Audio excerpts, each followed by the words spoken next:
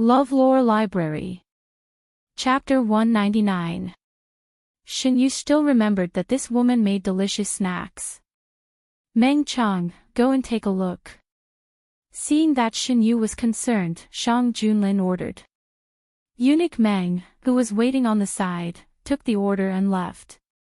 Eunuch Meng was a popular person serving the emperor. When they saw him, the guards all made way for him. Eunuch Meng, do you have something important to tell us? The couple also saw Eunuch Meng coming. The woman recognized Eunuch Meng and hurriedly stepped forward. She didn't know how to address this great eunuch who was respected by the guards, so her words were stuck. Why are you two here? Eunuch Meng took the initiative to speak to ease the awkwardness. The woman nudged the man with her elbow. The man reacted and took out the pouch in his arms. We are here to return this to you. It's too precious. Eunuch Meng didn't accept it. Since it's given to you, just accept it. Shinyu looked at what was happening below and wondered, do they want to give something to Eunuch Meng? That pouch was left behind by Meng Chang before I left. It seems that they want to return it. People who practice martial arts had good eyesight. In addition, the couple was standing not far from here, so Shang Junlin could see what the man was holding in his hand. Thinking that Eunuch Meng could handle this matter, Shinyu stopped paying attention and turned to the center of the crowd. The crowd below was surging, and all kinds of discussions were incessant. I've been looking forward to it since the day I got the news. I finally waited until today. Yes, in order to see this scene with my own eyes, I didn't set up my stall today. Many people didn't set up their stalls, or they closed their stalls early and came here. Fortunately, it's still the end of the year, so there aren't many things to do. I also brought my child here. This is a big event worth spreading. Shinyu noticed that there were not only adults below, but also many children. They should have been brought here by the adults. The guards who were transferred here did their best to maintain order. Although there were many people, there was no trouble.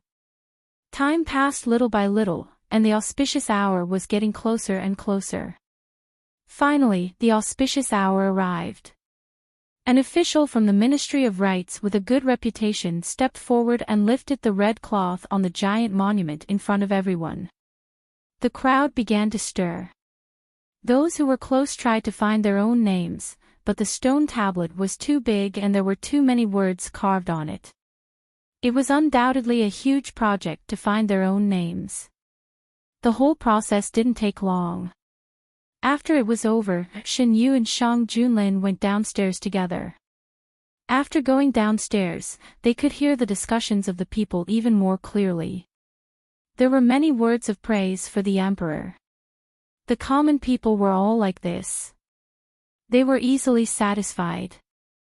As long as they could live a stable life, they would feel that their days were better than the last. They would be grateful to those in power. Under the influence of Shinyu, Shang Junlin changed his previous style. Whenever something big or small happened in the imperial court, especially when it concerned the livelihood of the people, he would know about it through the people's reports. The Jingyan Daily had even opened a special section for the people to submit their opinions. The officials of various places in the Great Han Dynasty had also prepared suggestion boxes. If the people had any ideas, they could go up to the sky and listen. In the past, when people talked about Shang Junlin, most of their words were words that they did not understand. Now, when they talked about him, they were basically praising him. Shinyu was very satisfied with this change. The couple saw Shinyu and Shang Junlin coming downstairs from the crowd. The two had an extraordinary bearing. The woman recognized their backs. She held the purse in her hand, her eyes flashing with complex emotions. Are those the nobles who came to our house to take shelter from the rain? Yes.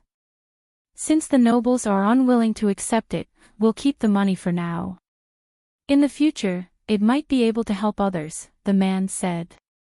Don't spend the money recklessly. I know. After the people behind the scenes were caught, the forces behind the King of Yu were dealt with one by one. After Gu Huai cleaned up the forces on the surface, he returned to the capital to report.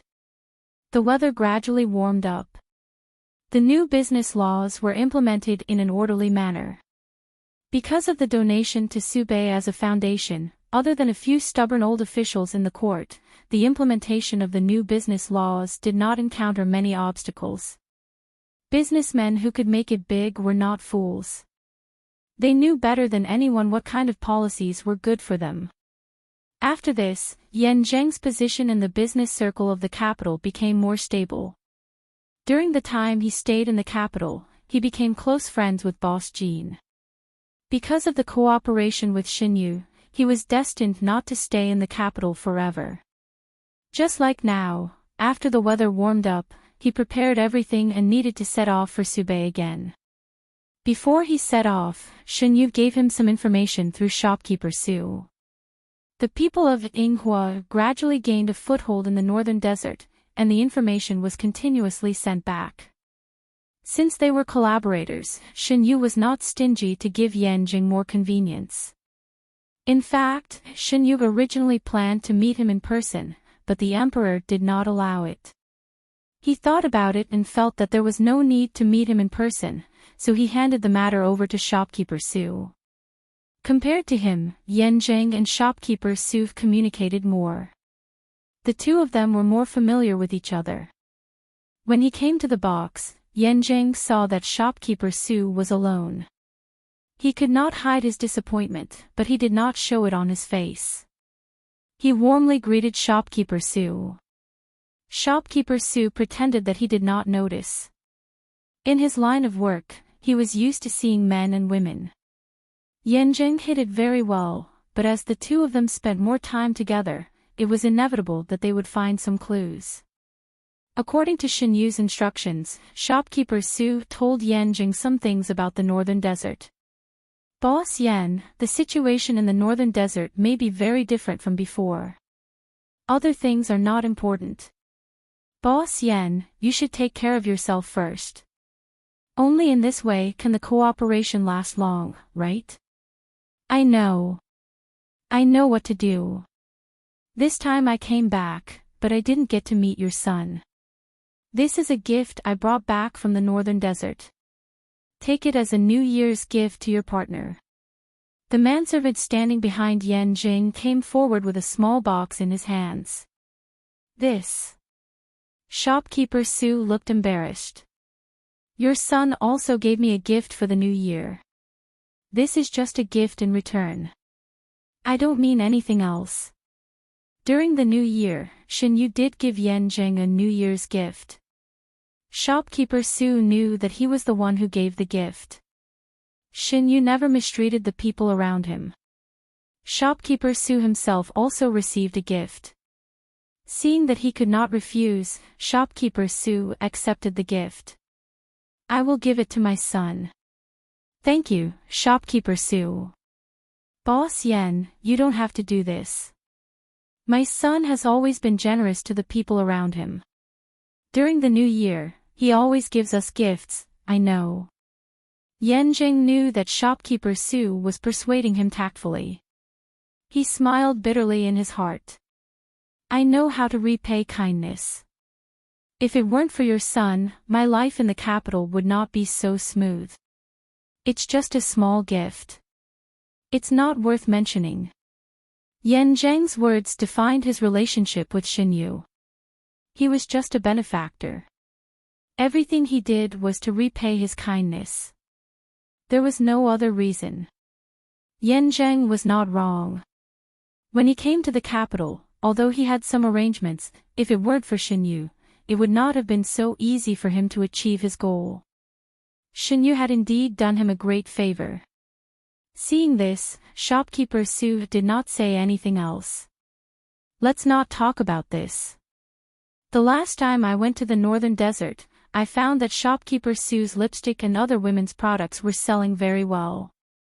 The customers there all asked me to bring more next time. Shopkeeper Su, how many products do you have? Yan Zheng put aside his thoughts and talked about business. Recently, there are a lot of new products in the store. Boss Yan, you can take a look. The two started to talk about the products to bring to the northern desert. In the end, they decided to go to shopkeeper Su's store to take a look. Yan Zheng's gift and the account book of shopkeeper Su's store were sent to Xinyu. Mu Shi came over with the account book. Xinyu saw the extra wooden box on top of the account book at a glance. What's this? Mu Shi took the box and said, Shopkeeper Su said that this is Boss Yan's gift to you in return. Do you want to open it and take a look? Xinyu faintly felt a little pain in his waist. He waved his hand and said, just put it in the warehouse. Hearing this, Mu Shi put the wooden box aside and took out the account book and put it in front of Xinyu. This is the account book of Shopkeeper Su's store last month. Please take a look. Xinyu was happy to delegate power to his subordinates, but he still had to do things that needed to be done. For example, he had to check the account book every month. Trust was one thing, but he still had to do what needed to be done. When Shang Junlin came back after dealing with the affairs of the imperial court, Xinyu was still looking at the account book. Because there were always new products, the business of shopkeeper Su's store was very good. At present, in addition to the 3 branches in the capital, there were also branches in other places. These women's products were very popular in the south, where there were many prominent families. There were also many branches there. This caused more and more account books to be sent to Xinyu every month. Her Majesty is back. Xinyu put down the pen and rubbed his wrist. Shang Junlin came over and took over his work. He gently pressed his wrist and said, these things can be handed over to the subordinates. You don't have to do it yourself. Xinyu thought about it and agreed. He asked, is there a palace servant who is good at this in the palace? Shang Junlin looked at eunuch Meng. If your Majesty doesn't mind, you can hand this matter over to Meng Yuan. He has been sensitive to numbers since he was a child, eunuch Meng said. Meng Yuan, also known as eunuch Meng, was currently the head eunuch of Yuzhang Palace. He was in charge of all the affairs of Yuzhang Palace and was very busy every day. Won't it be too much of a bother to him? What are you talking about, Your Majesty? It's that boy's fortune to be able to work for Your Majesty. If Your Majesty needs anything, just let me know. Eunuch Meng smiled kindly. The people in the palace were not afraid of having too many things to do, but of having nothing to do. Instead of being busy, they couldn't be idle. The more things they had to do, the more important they were to their masters and the more respected they would be. Well, Mu Shi, send these account books to Meng Yuan. Tell him to come to me after he's done with them. Xinyu trusted Meng Yuan's ability very much. In such a big Yuzhang palace, there was basically no trouble in his hands. He didn't need to worry about big or small matters. Mu Shi left with the account books in her arms. Xinyu stood up and walked around the room twice. He had been sitting for too long and needed to move. Shang Junlin followed him around the room. Today, the imperial court has set the time to execute Prince Yu. After a moment of silence, Shang Junlin suddenly spoke.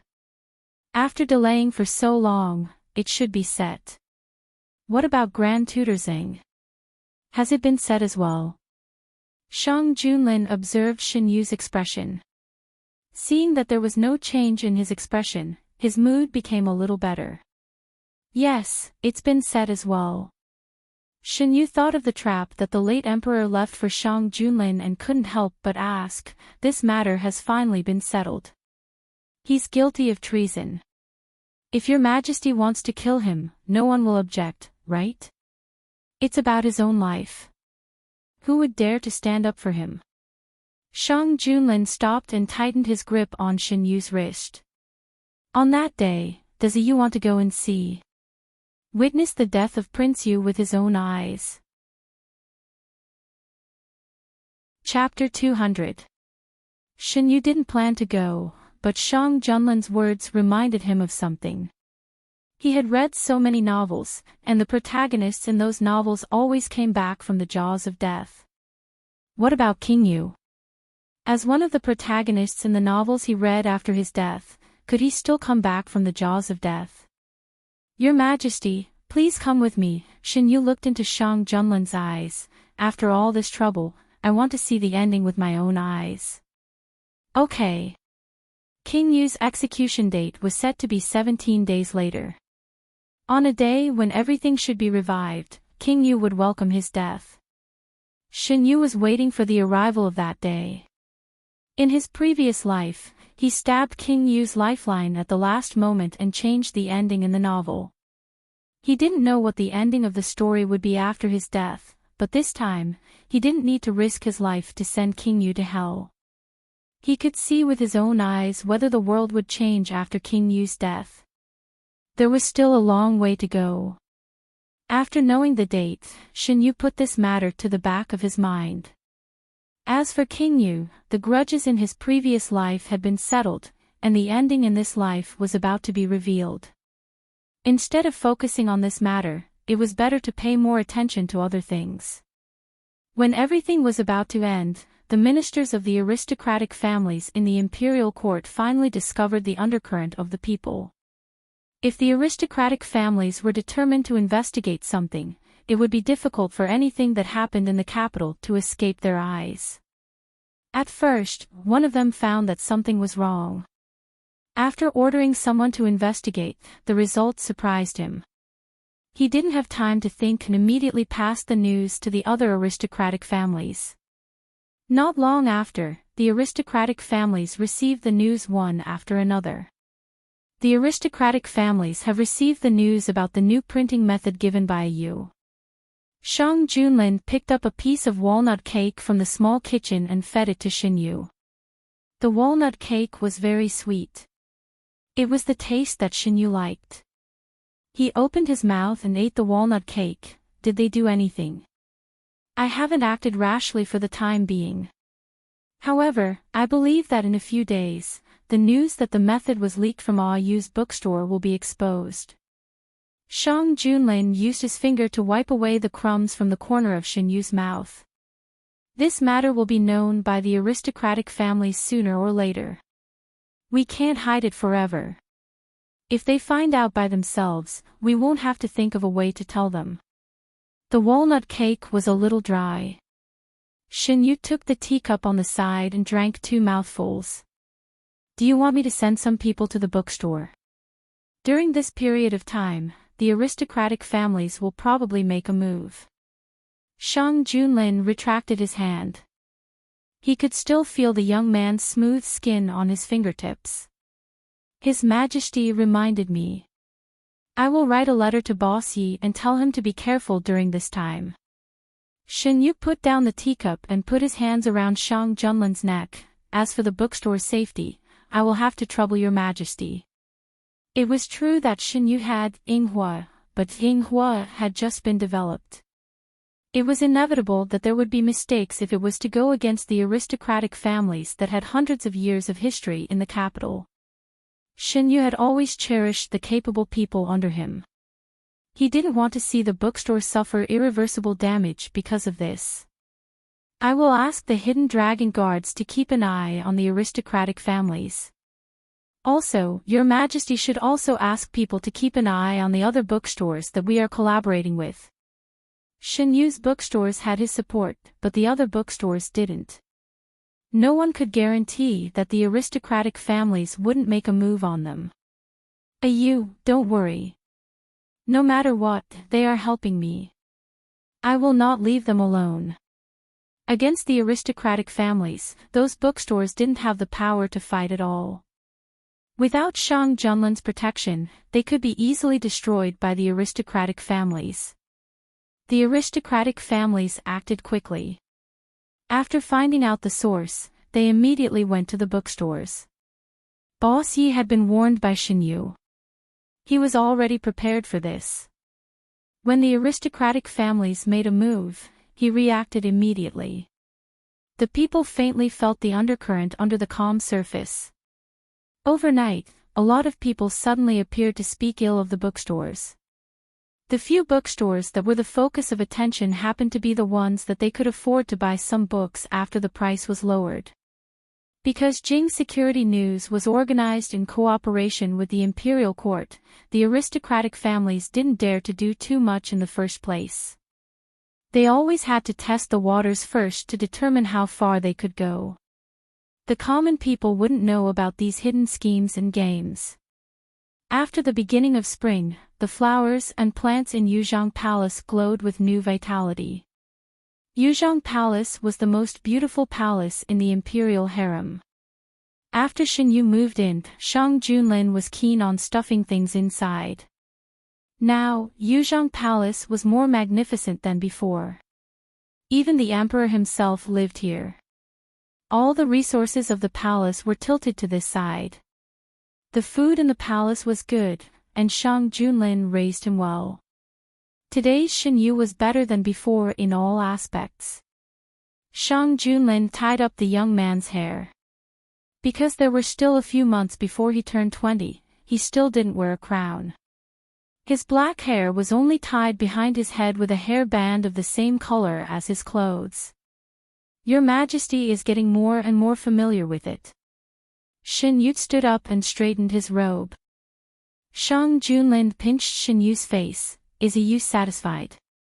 As long as it's your Majesty, I'm satisfied with anything. Pleased by Xinyu's words, Shang Junlin's mouth slightly curved. Yu's mouth is really like honey. Xinyu gathered the hair on the side of his neck. Does your Majesty like it? I like it.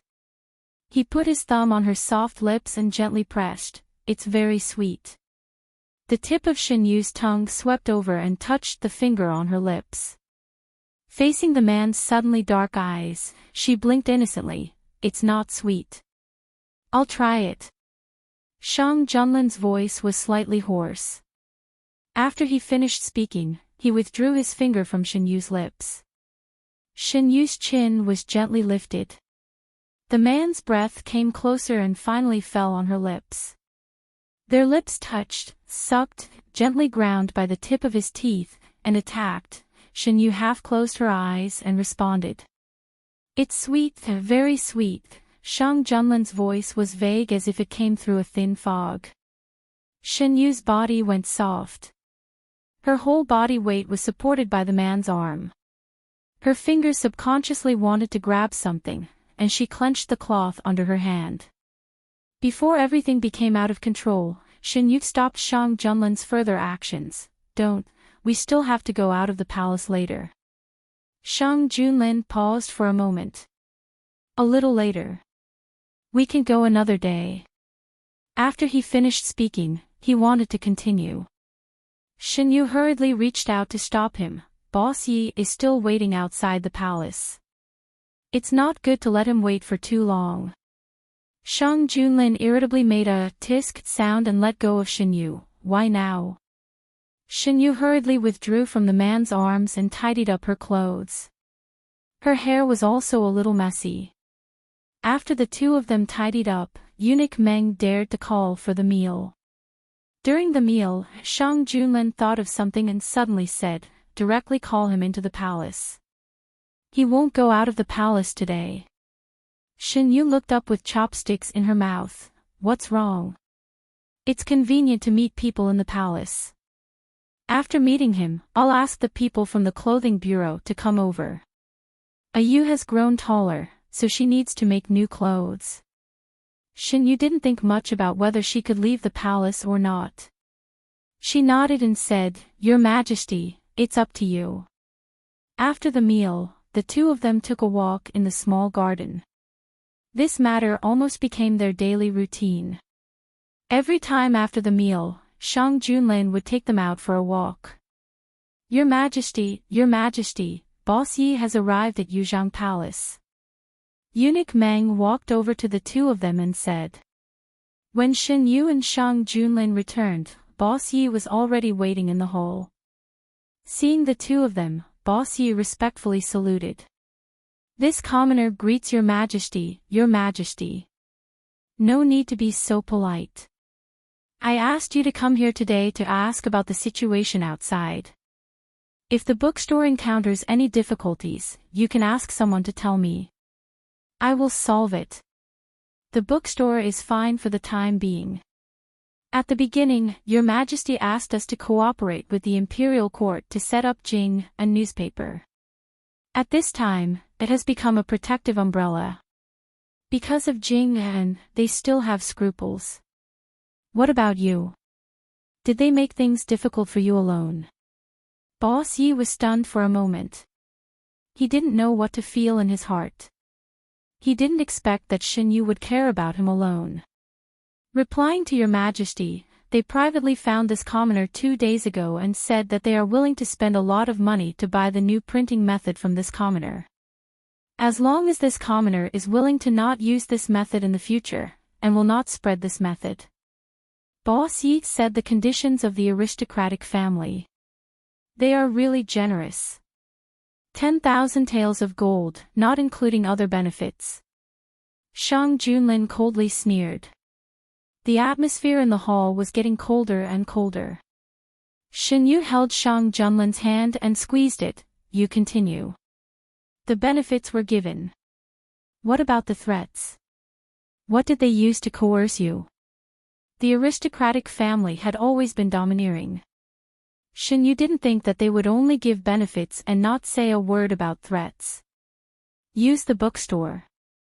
They said that if I don't know what's good for me, there's no need for this bookstore to continue. When he was threatened, Boss Yi was angry. Now that he was asked by Shen Yu, he didn't have much emotion in his heart. They dared to say such words. They shouldn't know that the person behind you is me. If they knew the existence of Shen Yu, they would be able to guess that the person behind him was Shang Junlin. At that time, what they would do was not just to threaten Boss Yi, the bookstore's owner. There was no movement in the imperial court, which meant that they didn't know that Shang Junlin was behind this matter. However, it couldn't be hidden for a few days. As long as they started to attack the bookstore, they would find that this bone was not so easy to chew. After understanding the situation, Boss Yi was secretly sent out of the palace. Shen Yu had many shops outside, but few people knew that the real owner of these shops was him. This bookstore was taken over by Shen Yu. During the process of taking over, he didn't show up. Except for Shen Yu's confidants and Shang Junlin, even fewer people knew. After Boss Yi left, the people from the clothing bureau came. They didn't dare to slack off in the slightest to make clothes for the only 2 masters in the palace. This servant greets Your Majesty, Your Highness. The female official of the clothing bureau came with the palace maids and saluted. With the previous lesson, this time they didn't do it themselves. Instead, they gave the measuring tools to Shang Junlin. Shen Yu opened his arms to let the man measure. Looking at the man in front of him, he whispered, "Didn't Your Majesty know? Why do you want to measure it again? It's more accurate to measure it again.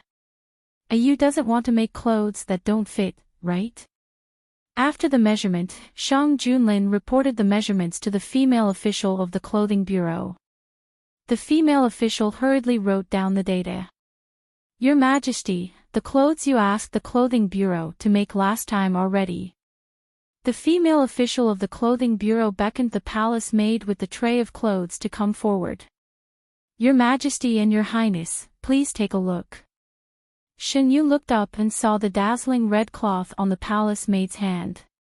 "A Yu, see if you like it." Shen Yu walked over and touched the cloth. It was very familiar. After all, Shang Junlin used this cloth to tightly bind his hands in order to prevent him from hurting his hands. Chapter 201. Shen Yu put his fingers into the cloth and found that it was translucent. The red silk from last time was long and was folded several times, so he didn't notice this. No wonder Shang Junlin said that he could only wear it for him. The single layer of fabric felt softer and softer to the touch, like clouds stacked together. It could be touched, but it also gave off a feeling of unfathomable mystery. The people from the clothing bureau left the clothes behind and left. Shang Junlin naturally wouldn't let Shin Yu wear this kind of translucent clothes in front of so many palace servants. You, try it on for me tonight, okay? Shang Junlin hugged Shin Yu from behind and whispered in his ear. The man's voice was low and magnetic, with an indescribable sense of seduction. His hot breath sprayed on Shin Yu's sensitive ear. His earlobe was gradually dyed red, like a ripe fruit, tempting to be picked. Shang Junlin stretched out the tip of his tongue and gently slid it over. Shin Yu's body trembled, and even his voice was trembling. "Your Majesty." The earlobe was sucked into his hot and moist mouth, and the tip of his teeth gently rubbed over the ripe fruit, as if he could absorb the rich flesh of the fruit. Shin Yu clenched the clothes in his hand, and the complicated black robe instantly had a few more wrinkles. The earlobe was released, and the sucking kisses fell on the side of the neck, which was one of the man's favorite places and was often the focus of attention. Shin Yu couldn't break free, so he could only let the man thoroughly bully him. Fortunately, the man didn't intend to go all the way. He just hugged and kissed and nibbled as much as he wanted, leaving a lot of marks. Shin Yu touched the side of his neck, and the feeling just now still remained. Just a gentle touch was enough to make him tremble. Shin Yu gave up and withdrew his hand, thinking that he probably couldn't see anyone during this time. "Why does your Majesty always like to leave marks on my body?" Shin Yu complained. "I have to find a way to cover it when I go out." Winter was actually not that bad. Shin Yu definitely had to wear a cloak when he went out. He had a lot of cloaks with fur collars, so no one would see anything after he put them on. Shang Junlin looked at the marks he left behind with an infatuated expression. If it weren't for Shin Yu's prohibition, he would have left his mark on the young man's body at all times. "You can also leave a U for me." Shang Junlin's voice was filled with lust, and his voice was deeper than usual. Shin Yu couldn't stand this sound because he heard it most of the time when he was in bed. After a long time, it could easily arouse his body. Shin Yu felt restless in his body. He picked up the cup beside him and drank a cup of cold water. "That's Shin's cup," Shang Junlin said slowly. "I don't mind drinking from your Majesty's cup. Does your Majesty dislike me?" Shin Yu regained his calmness and was no longer in a situation where he was suppressed. "Doesn't you know best whether I dislike you or not?" Shang Junlin's ambiguous gaze fell on Shin Yu. It was like a fire that wanted to ignite the person being stared at. Shin Yu couldn't sit still under his gaze. He walked over and covered Shang Junlin's eyes. "I know your Majesty doesn't dislike me. Didn't your Majesty want me to try on clothes for you to see? When I'm in a good mood, I'll wear them for your Majesty to see." Of course, Shang Junlin didn't dislike him. Shin Yu knew this better than anyone else. After all, there were many things that he was unwilling to do for Shang Junlin, but Shang Junlin did it for him without any psychological burden. Of course, it would be even better if Shang Junlin didn't kiss him after doing those things. Although every time, under Shin Yu's strong request, Shang Junlin would rinse his mouth before kissing him. Thinking of this, Shin Yu's face became even hotter. "What is you thinking? Why is your face so red?" The crimson color spread on his jade-like snow-white skin little by little, like peach blossoms blooming in spring. It was too beautiful to behold. Shang Junlin's tongue lightly touched the roof of his mouth. He felt that he shouldn't let Shin Yu off so easily. Seeing that the atmosphere was getting more and more romantic, Shin Yu didn't want to spend the whole afternoon and night in bed, so he tried to change the topic. "Does your Majesty have any clues about the other forces left by the late Emperor?" They executed Prince Yu and Grand Tutor Zhang because they knew that they couldn't get any useful information from these two people. Since they were useless, there was no need to keep them alive. If it weren't for the fact that the late Emperor left behind a contingency plan, Shang Junlin wouldn't have tolerated Prince Yu for so long. We've investigated some of them. Other than the ones already eliminated by Gu Huai, Sun Zhao found 20,000 private soldiers near Prince Yu's fief. After investigation, it was confirmed that these soldiers didn't have any interactions with Grand Tutor Zhang or Prince Yu. If Grand Tutor Zhang didn't lie, other than these 20,000 soldiers, there are still 230,000 soldiers whose whereabouts are unknown. 230,000 soldiers, no matter how you looked at it, wasn't a small number. Also, if the late emperor had enough soldiers, why did he watch other countries invade the Great Han dynasty and take away its territory? No matter how muddle-headed an emperor was, he wouldn't be willing to be the ruler of a fallen country. Everyone wanted to leave their name in history, not be cursed after death and go down in history as a byword. Perhaps the late emperor didn't have so many soldiers. He said this just to make Grand Tutor Zhang fearful. Or perhaps Grand Tutor Zhang is deliberately lying to confuse us and make us fearful. Shang Junlin suggested a few possibilities. Shen Yu thought for a moment and felt that it was reasonable. Only he knew how much of Grand Tutor Zhang's words were true and how much were false. What about the other things? Grand Tutor Zhang told us where the late emperor's money was stored. Did your majesty find it? The part that could be used by Grand Tutor Zhang was mostly used by him. The rest, I sent people to retrieve. I now know why the treasury was empty when I ascended the throne. It turns out that the things in the treasury had been moved away long ago. Shen Yu was stunned. Those were all things in the treasury. There were a lot of imperial goods. After the Ministry of Revenue checked them, he told me that there were many things that were once recorded in the treasury but were later inexplicably lost. Your Majesty. Shen Yu knew that Shang Junlin's ascension to the throne was far more difficult than it seemed on the surface, but he didn't expect the late emperor to go to this extent and secretly move the things in the treasury. Was the late emperor's extravagance and waste in his later years a cover for this matter? Seeing the worry in Shen Yu's eyes, Shang Junlin sighed and hugged her in his arms. I'm fine. I feel that it's not unexpected that he would do such a thing. No matter how many arrangements he made, they will eventually be broken one by one. You will help me, right? Shen Yu leaned in the man's arms and nodded gently. In a place where Shen Yu couldn't see, Shang Junlin's mouth curved up. His Yu was the most soft-hearted. He didn't care about what the late emperor did, but he cared about Shen Yu. If Yu could be more soft-hearted towards him because of the late emperor's matter and be more reluctant to leave him, it would be best. Because the remaining half wasn't found, this matter wasn't made public for the time being. Grand Tutor Zhang gave a lot of things, and Shang Junlin sent a special official to handle each of them. If the information was verified to be true, then it would be dealt with accordingly. After Gu Huai completed his task and returned to the capital, he didn't get a promotion, but the imperial court gave him the general's mansion, which was located in a bustling area of the capital. The previous owner of this mansion was the once prominent Lin family. The Lin family had been generals for generations and had made outstanding contributions to the Great Han Kingdom. If the late emperor didn't listen to slanderous words, the Lin family wouldn't have ended up in such a miserable state.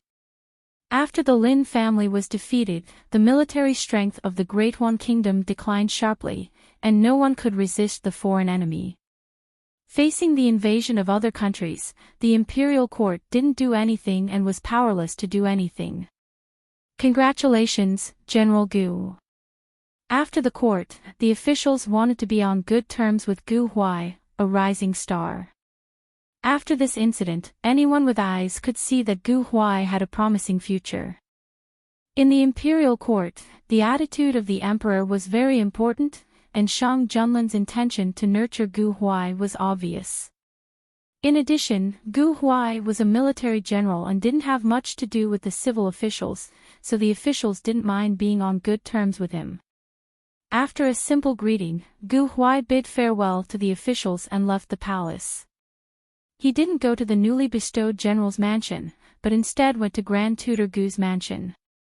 Grand Tutor Gu wasn't on duty today and was drying herbs in the courtyard. When he saw Gu Huai in his official robes, he was stunned. "Brother, I'm back." With a clang, the basket of herbs in his hand fell to the ground. Gu Huai walked in and naturally squatted down to pick up the herbs on the ground. "Brother, why are you so careless?" Grand Tutor Gu stared blankly at the youth squatting on the ground. No, it was no longer accurate to call him a youth. After not seeing him for half a year, Gu Huai had greatly changed compared to when he left. The contours of his face were more firm, and the aura between his eyebrows was domineering. He had matured a lot, and the immaturity on his face had completely faded. The current Gu Huai was a completely mature man. He wasn't a spoiled youth who stuck to his side. Grand Tutor Gu came back to his senses and squatted down as well. "I can do it myself." Gu Huai's hands paused. "Brother, you don't want me anymore." "How can that be?" "Then why are you so distant with me?" "I'm not used to it." "You've changed too much. When you returned to the capital, I went to see you and almost didn't recognize you." "Xiao Huai, you've grown up." Gu Huai was somewhat happy. "I also saw you, but it wasn't convenient to talk to you at that time." "Brother, I can protect you in the future." "Brother, I don't want to live in the general's residence. There's no one there. It's cold and cheerless. Can I continue to stay here?" After picking up the herbs, Gu Huai asked softly. "This is also your home. Of course you can stay here if you want." When the youth was here, he didn't feel the constant chatter by his ear. After the youth left, Grand Tutor Gu suddenly realized how cold and cheerless it was to live alone. Now that he heard that Gu Huai wanted to stay, his heart was filled with joy. Some officials who wanted to be on good terms with Gu Huai came to visit. When they found out that Gu Huai wasn't living in the general's residence, but in the same place as his elder brother, they sighed inwardly. It was basically impossible to keep a secret in the imperial court. In just a few days, Shang Junlin also learned of this news. "That brat Gu Huai didn't want to live in the residence I gave him. He insisted on squeezing in with Grand Tutor Gu. If he hadn't asked for this residence himself, I would have suspected that he wasn't satisfied with the residence I gave him." "Did he ask for the Lin residence himself?" "I thought that your majesty casually gave it to him." Shen Yu was surprised. "The Lin family situation is special. I've kept this residence until now. In fact, I plan to keep it forever. I never thought of giving it away." Shang Junlin always had a special feeling towards the Lin family. Shen Yu searched his memory and found information about the Lin family. Before the Lin family declined, they were famous. Shang Junlin's first place in the army seemed to be under the Lin family. "Why did your majesty change your mind and give away the residence?" Shen Yu thought of a possibility. Is Gu Huai related to the Lin family? Chapter 202. "He may be the last descendant of the Lin family in this world," Shang Junlin said. About the Lin family. Shen Yu had heard about the Lin family. The Lin family was a loyal family, but because the previous emperor was muddle-headed and listened to the traitors, the whole family was slaughtered. Even the babies in their swaddling clothes were not spared. Many ministers who tried to plead for mercy for the Lin family were implicated. They were either demoted or dismissed. There were even some old ministers who resigned in anger and retreated to the mountains. The treacherous officials used this incident to eliminate dissidents. It was after this incident that the imperial court was almost controlled by the treacherous officials. There were many strange things in the past, but no one dared to mention it. "I believe that your majesty can deal with these remaining problems." Shen Yu rubbed Shang Junlin's shoulder. "You have so much confidence in me." Shen Yu nodded. In his previous life, no one cared about these innocent souls who died in vain. In this life, the opportunity was in front of him. He should clear their names. Why is a youth so concerned about so many things? Shang Junlin lifted a strand of the young man's hair and played with it in his hand. Because I want Dahuan to become better and better under your majesty's rule. Is it because of me? Yes, your majesty is my husband. I hope that when my husband is mentioned by others, it is only words of praise. Shang Junlin's heart was moved. He always thought that Shin Yu took out all kinds of things and made all kinds of plans because he cared about the common people and was born with compassion. Now, Shin Yu told him that he did all this only because of him. Shang Junlin hugged Shin Yu tightly. He never cared about being a good emperor. His original intention of taking the throne was because if it was someone else who sat on the throne, he would die. Everyone wanted him to die, but he did not. He not only wanted to live well, but also to stand at the top. Ayu hoped that he would be a good emperor, and he would do it. He would let everyone talk about them in the future with envy and praise. He would give his Ayu the best in the world. In the blink of an eye, it was the day of King Yu's execution. Shin Yu and Shang Junlin changed into casual clothes and left the palace. Eunuch Meng was already used to his two masters leaving the palace from time to time, so he was familiar with taking care of everything. The streets were bustling with noise and excitement. The commoners had been worried about such a big matter for a long time. Now that the dust had settled and the leader of the rebel army and the mastermind had been arrested and were about to be executed, the commoners all came to watch. Shin Qingran was mixed in the crowd. He was at a loss. He had nothing now. His last escape route had almost become his life-taking talisman. Did he transmigrate just to witness how Shin Yu's life was going smoothly? Shang Junlin didn't take Shin Yu directly to the place where the execution would take place. Instead, he chose a tea house where he could see what was going on there. The crowd below was surging, and there was a lot of discussion. Shin Yu watched the Prince of Yu being escorted to the execution platform. He couldn't tell what he was feeling in his heart.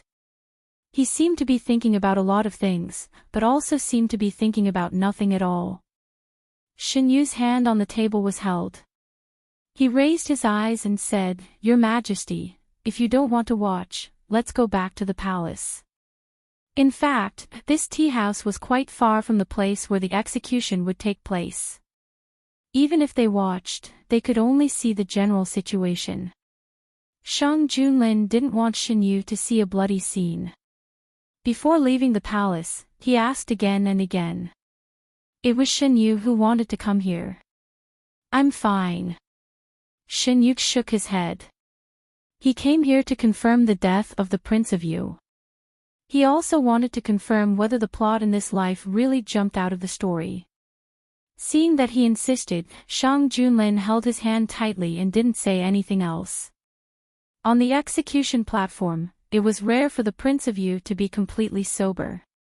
He was very clear about what kind of ending was waiting for him. That day in the prison, Shin Yu's words broke all his fantasies.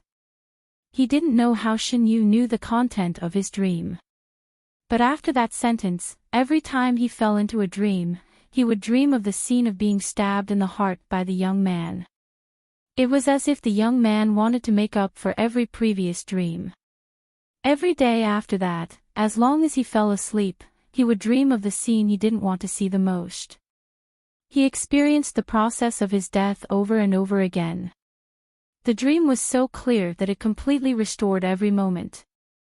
The process of being stabbed in the heart and waiting for death was repeated over and over again. The Prince of Yu almost went crazy.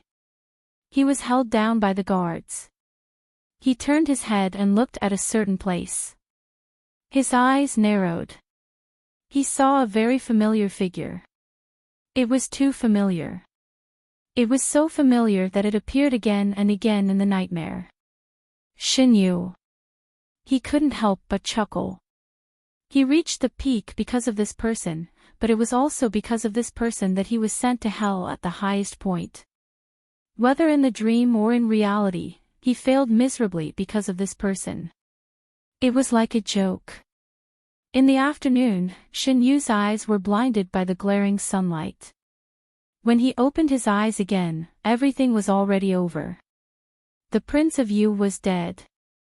The sky was still clear outside. Nothing had happened. Shen Yu's invisible boulder fell to the ground. His eyes gradually focused. It was very lively downstairs. The wicked received the punishment they deserved. The common people felt very satisfied. Feeling an unkind gaze on him, Shen Yu looked over. It was Shen Qingran. Shen Yu hadn't seen the other protagonist in the novel for a long time. One of them was upstairs, and the other was in the crowd. Their eyes met unexpectedly. Shen Qingran was the first to move his eyes away. Shen Yu retracted his gaze. He picked up the teacup and took a sip. What did you see? Someone who doesn't matter. After the King of Yu was executed, the imperial court began to deal with the officials who were involved with him. They were all severely punished. Official Su's family and his in-laws were all sentenced to exile at the lightest punishment. Shang Junlin's punishment was very heavy. As it involved rebellion, no one dared to say anything. After a period of time, the place where the executions were carried out was filled with the smell of blood. This was not a strange thing for the common people in the capital. Not to mention long ago, they had also experienced such a thing last year. What was different was that this time, everyone felt that it was good to kill. Every time a person was executed, the people's newspaper would report the person's crime the next day. Some people felt that Shang Junlin's crime was too heavy, and he shouldn't be punished. The common people spontaneously argued back. This kind of person deserves to die. Yes. When they were doing evil, why didn't they think about the many people who would die because of them? They just had to pay with their lives. How could there be people who think that His Majesty went too far? If you ask me, beheading them is too easy. They have so many lives on their backs. It's not too much to kill them by 1,000 cuts.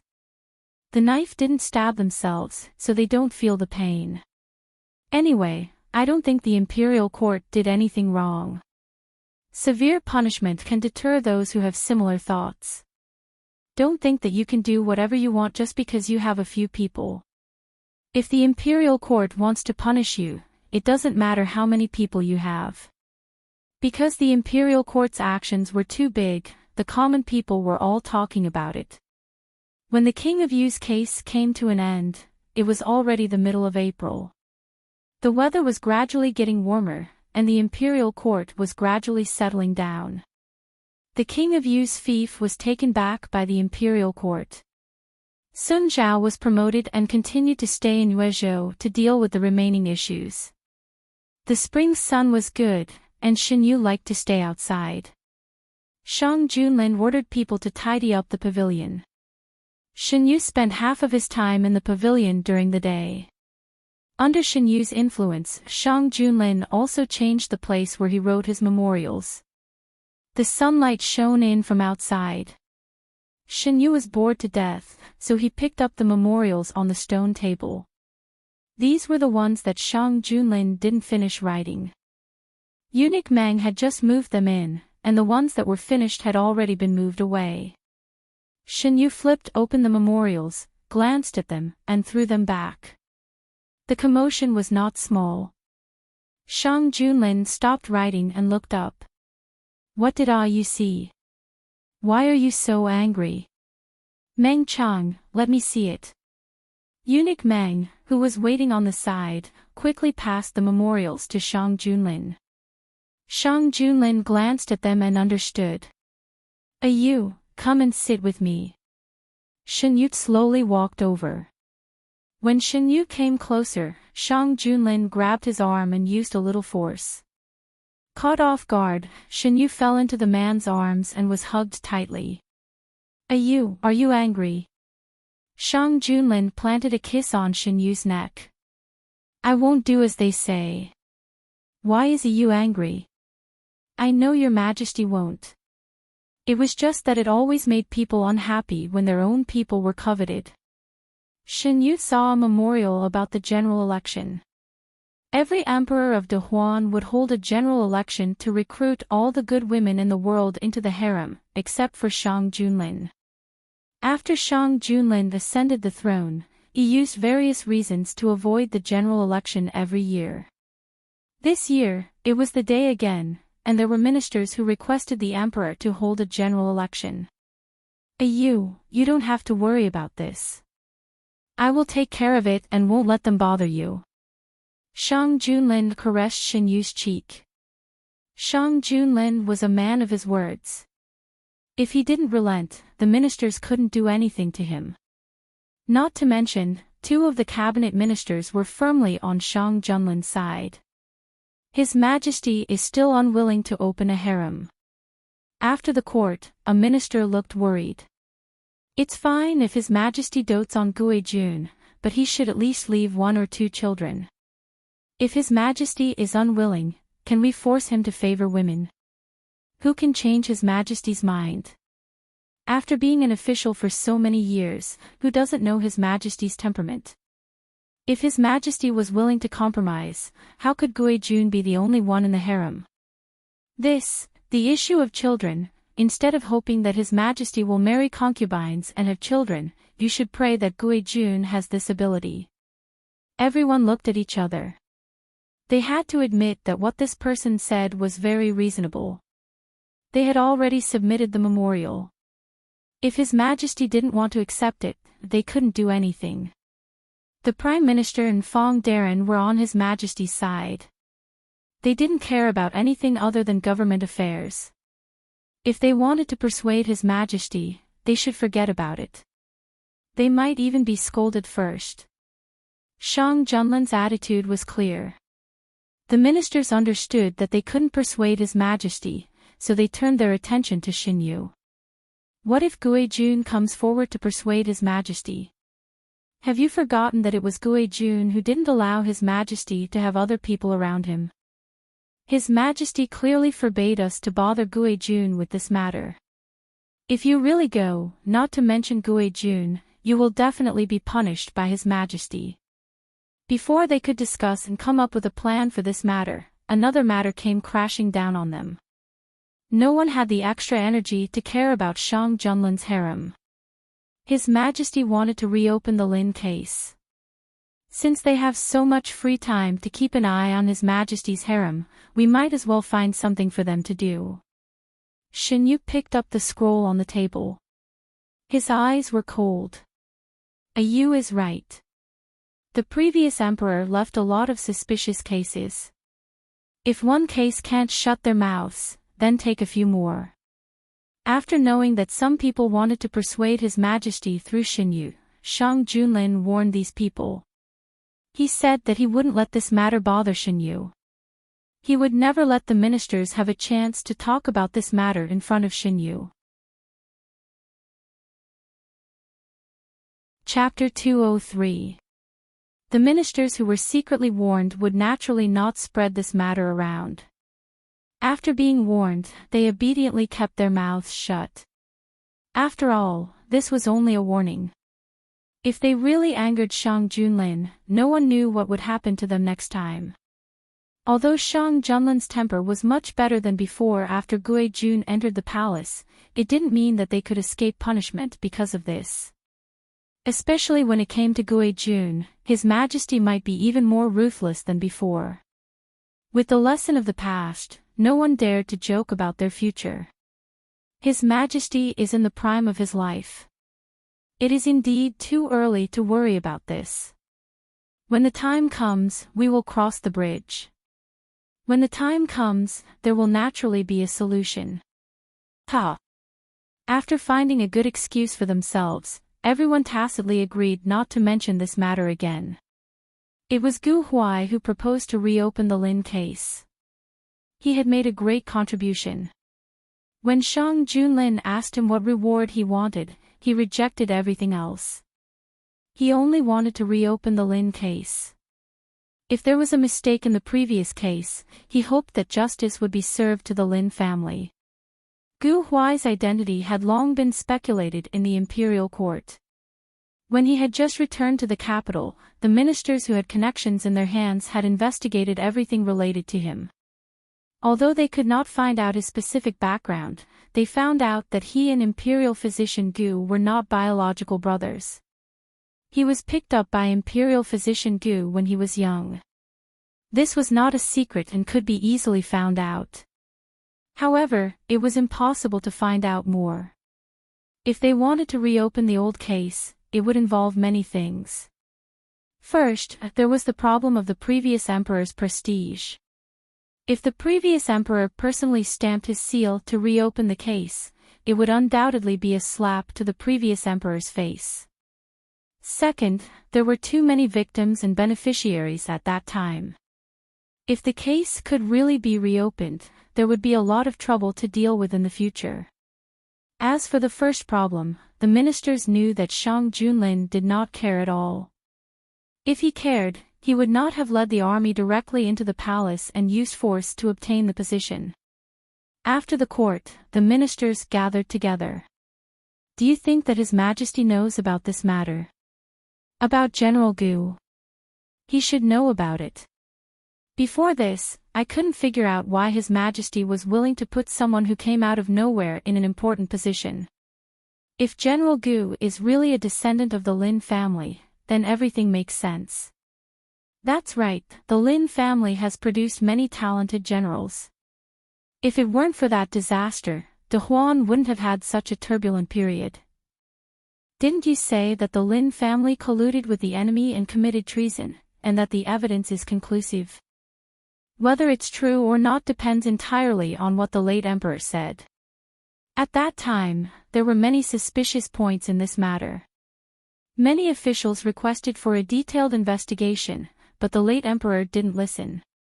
He didn't give them any chance to explain and directly convicted them.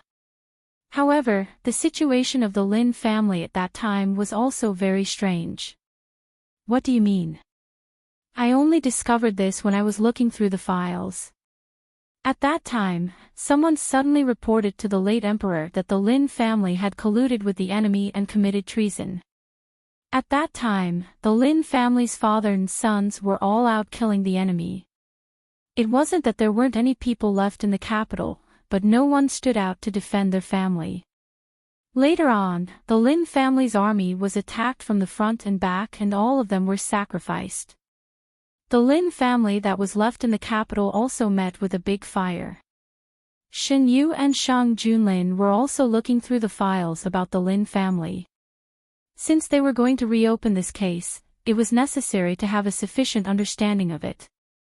Placed on the table were not only the files transferred from the Supreme Court, but also the evidence that Gu Huai had secretly investigated over the years. In this whole matter, what is the role of Fei Meng? Shen Yu put down the files. He still couldn't understand this point. Shang Junlin had been investigating the matter of Fei Meng, but he didn't find any useful clues. Because of Shen Yu's request, Fei Meng was listed as a forbidden drug in De Huan. After a year, Fei Meng basically didn't appear again. According to Gu Huai's previous statement, the Lin family was also a victim of Fei Meng. But how did Fei Meng harm the Lin family? Gu Huai has also been investigating. Under the candlelight, the shadows of the two people overlapped. Shang Junlin rubbed Shen Yu's forehead. It's getting late. Rest early. We'll talk about it tomorrow. After reading the files for an entire afternoon, Shen Yu felt a little dizzy. He stood up from Shang Junlin's arms. Your Majesty, accompany me for a walk outside. Okay. Shen Yu was led by Shang Junlin as they walked in the small garden. Moonlight poured down in torrents, casting a faint silver halo over all things. Shen Yu looked up. A big and round moon hung high in the night sky, dotted with stars. It was a beautiful sight. The moon tonight is really round. Shin Yu sighed. It's really beautiful. It's not as good as you. Shang Junlin's eyes were fixed on Shin Yu. Your Majesty, how can you compare me to the moon? Shin Yu retracted his gaze and turned to look at Shang Junlin. He was caught off guard and looked into the man's dark eyes. In my eyes, everything is not as good as you. Your Majesty also said that my mouth was smeared with honey. Your Majesty should be the one smeared with honey. Then, do you want to taste whether my mouth is smeared with honey? Okay, Your Majesty, close your eyes. Shang Junlin gently closed his eyes. Shin Yu wrapped his arms around the man's neck, tiptoed slightly, and sent his lips to the man's. When their lips touched, the breath of another person invaded his nose. Shin Yu remembered the man's words and stuck out his tongue to taste it. He didn't know whether it was sweet or not, because before he could taste it, the man took away his breath. His waist was restrained. The man's strength was very strong, as if he wanted to melt into his bones. The tip of Shin Yu's tongue was sucked until it was numb. He unwillingly pushed the man's shoulders, but the man held him tighter. A light breeze blew past, lifting up the two's hair. Their hair intertwined in the air, becoming inseparable. Finally, Shin Yu was released. His body was a little weak, leaning against the man's arms. His whole body weight was almost pressed on the pair of arms that restrained his waist. I didn't even taste it. Shin Yu murmured in a low voice. Try again. Shang Junlin pressed his forehead against Shin Yu, his voice was slightly hoarse. Shin Yu shook his head, my tongue is a little numb. Let me see. Shang Junlin released Shin Yu a little and lifted his chin, open your mouth. Shin Yu obediently opened his mouth and stuck out a small section of his tongue. The tip of his tongue was bright red. Shang Junlin's eyes darkened, and he fiddled with his fingers. Shin Yu quickly retracted his tongue and said vaguely, it's okay, you don't have to look. Is it really okay? It's just that Your Majesty is a little strong. It's really okay. After a while, Shin Yu's tongue was no longer numb. Shang Junlin was still worried. Fortunately, after a night, Shin Yu's tongue was fine. He pushed Shang Junlin, I said it's okay, but Your Majesty still asked Imperial Physician Gu to come. It's not troublesome to take a look. Shin Yu's body was recuperating well, and he didn't need to take medicine anymore. Imperial Physician Gu also didn't come as frequently as before. After taking Shin Yu's pulse, Imperial Physician Gu's expression didn't change. Guejuan's body is recovering well. You don't need to take the prescription I gave you last time every 2 to 3 days. Shin Yu didn't expect Imperial Physician Gu's visit to have such benefits. The corners of his mouth slightly raised. Shin Yu's body was getting better day by day. The happiest person was Shang Junlin. Not only Imperial Physician Gu, but the servants in Yuzhang Palace were also rewarded. The palace servants liked to serve in Yuzhang Palace. The master was easy to serve, and the treatment was good. Shin Yu had a lot of shops. Every time there was a new product, shopkeeper Su would send it to the palace. He didn't need most of these things, so he would reward them to the servants. They were all new products that people outside the palace rushed to buy. The palace maids were very happy to receive them. The Lin family's matter progressed very quickly. Before Gu Huai proposed it, he had already made sufficient preparations. If he didn't have sufficient evidence in his hands, he wouldn't have rashly proposed it. The emperor ordered a retrial of the case. No matter what the ministers thought, they had to do what they had to do.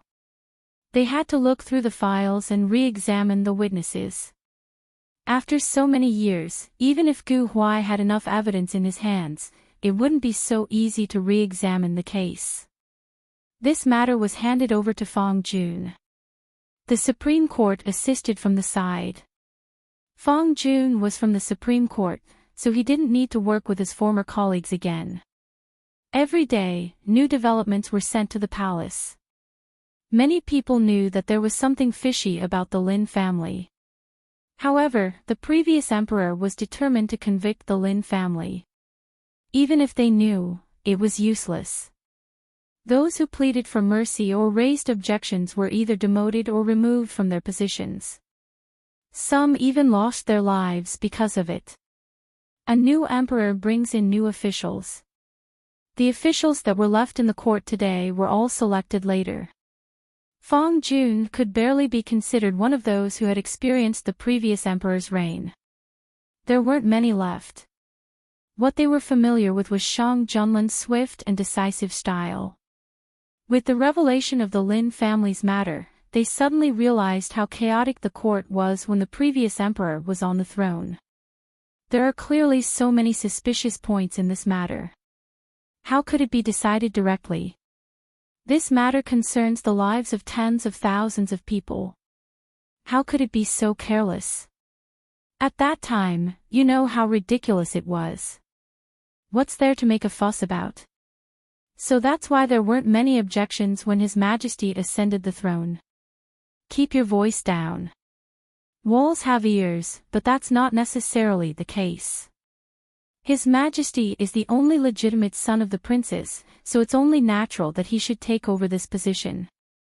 Furthermore, it was His Majesty who resolved the crisis of the Great Yuan dynasty and saved the people from disaster. Logically speaking, this position should belong to His Majesty. His Majesty reversed the verdict for the Lin family because he didn't want the loyal souls to be wronged. Regarding this matter, many officials who knew the inside story had complicated feelings. In the early years, they thought that His Majesty had no scruples. Now, it seemed that it wasn't that His Majesty didn't care. He was just waiting for the best opportunity. Otherwise, why would he choose Gu Huai, who was determined to reverse the verdict for the Lin family? His Majesty had the hidden dragon guards. They didn't believe that His Majesty didn't know this person's background before he chose him.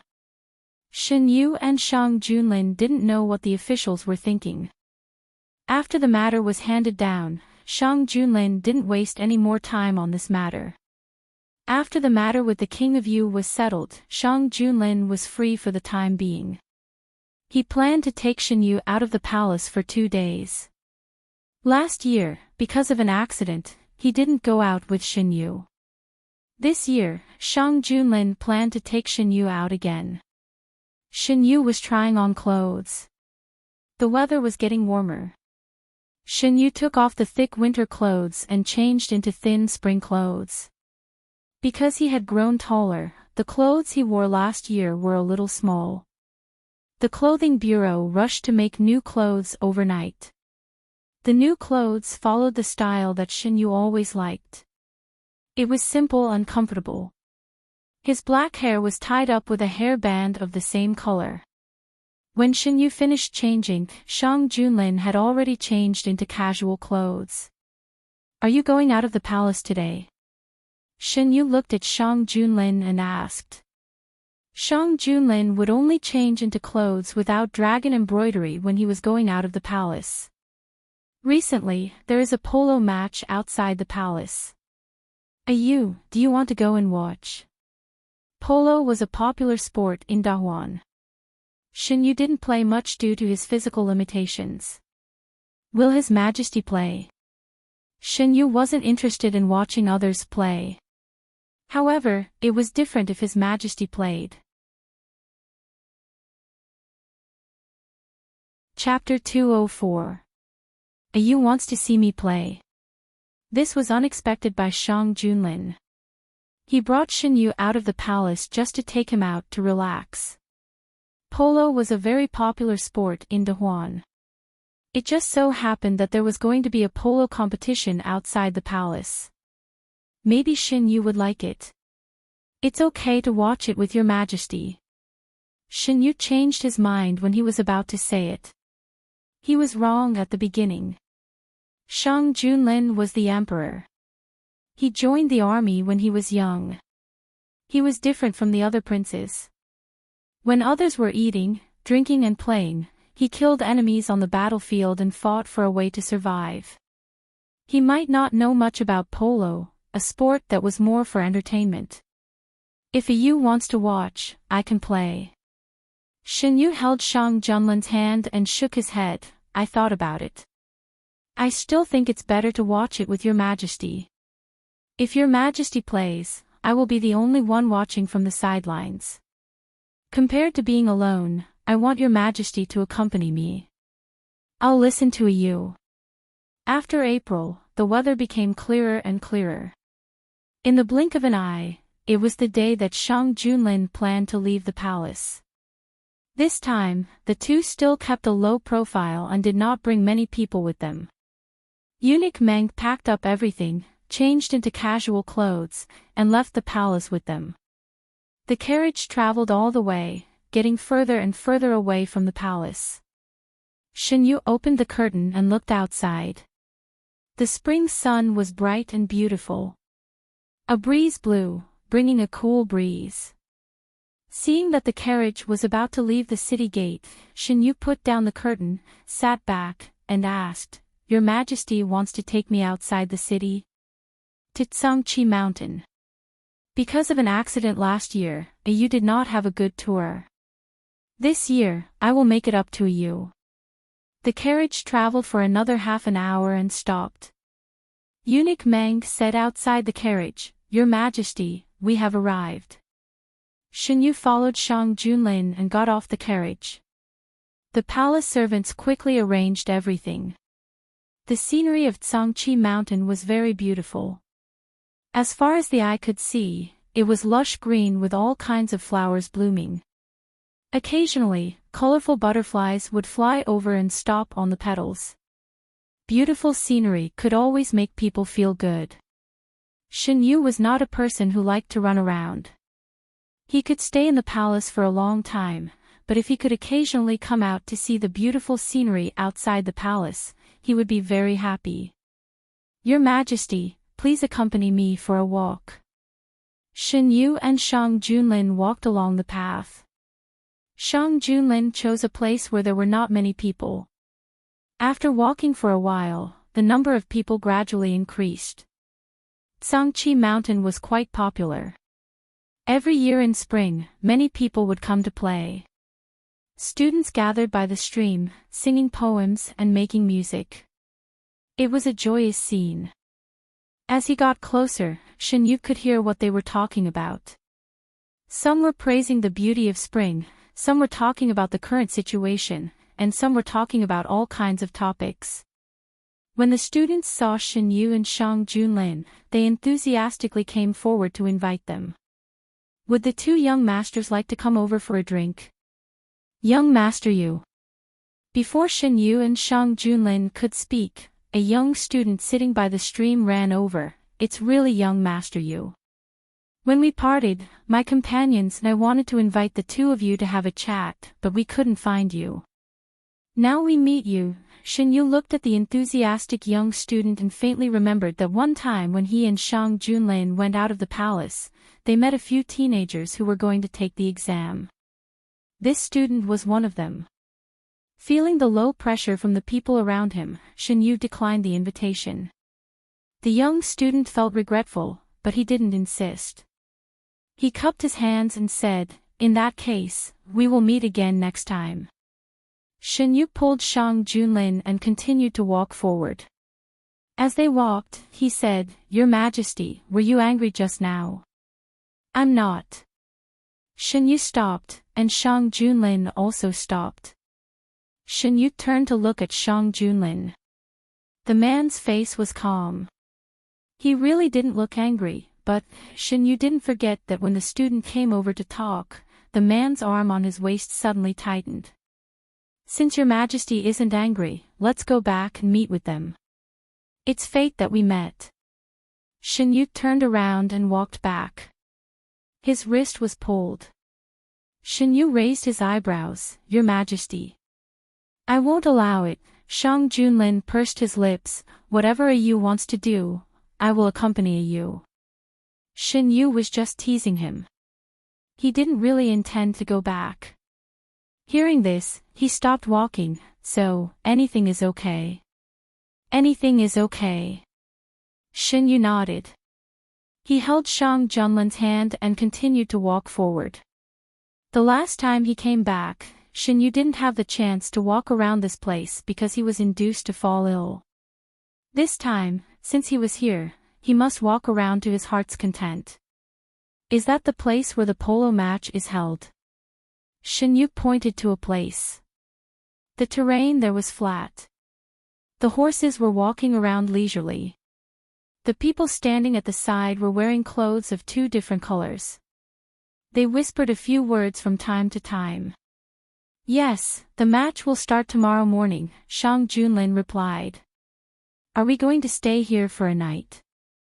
Your Majesty, what about tomorrow's morning court? Tomorrow is a break. There's no need to go to court. Since Shang Junlin had dealt with these problems, Shin Yu didn't need to worry anymore. After walking for half a day, Shin Yu was a little tired. There was still some distance to walk back. Shin Yu looked at the sky and pulled Shang Junlin's sleeve. The man stopped. What's wrong? I'm so tired, Your Majesty. Let me carry you back. Shang Junlin stretched out his hand. Shin Yu hurriedly reached out to stop him. It's such a long way. Isn't Your Majesty tired? How can I be tired carrying you? Shang Junlin's tone was calm. Shin Yu observed for a while and found that after walking for so long, Shang Junlin's expression was exactly the same as before. There was also no change in his breathing. Unlike him, his breathing was already unstable. You is worried that I will be tired. Shang Junlin's tone had a hint of a smile. Even if I carry you and walk for a whole day, I won't be tired.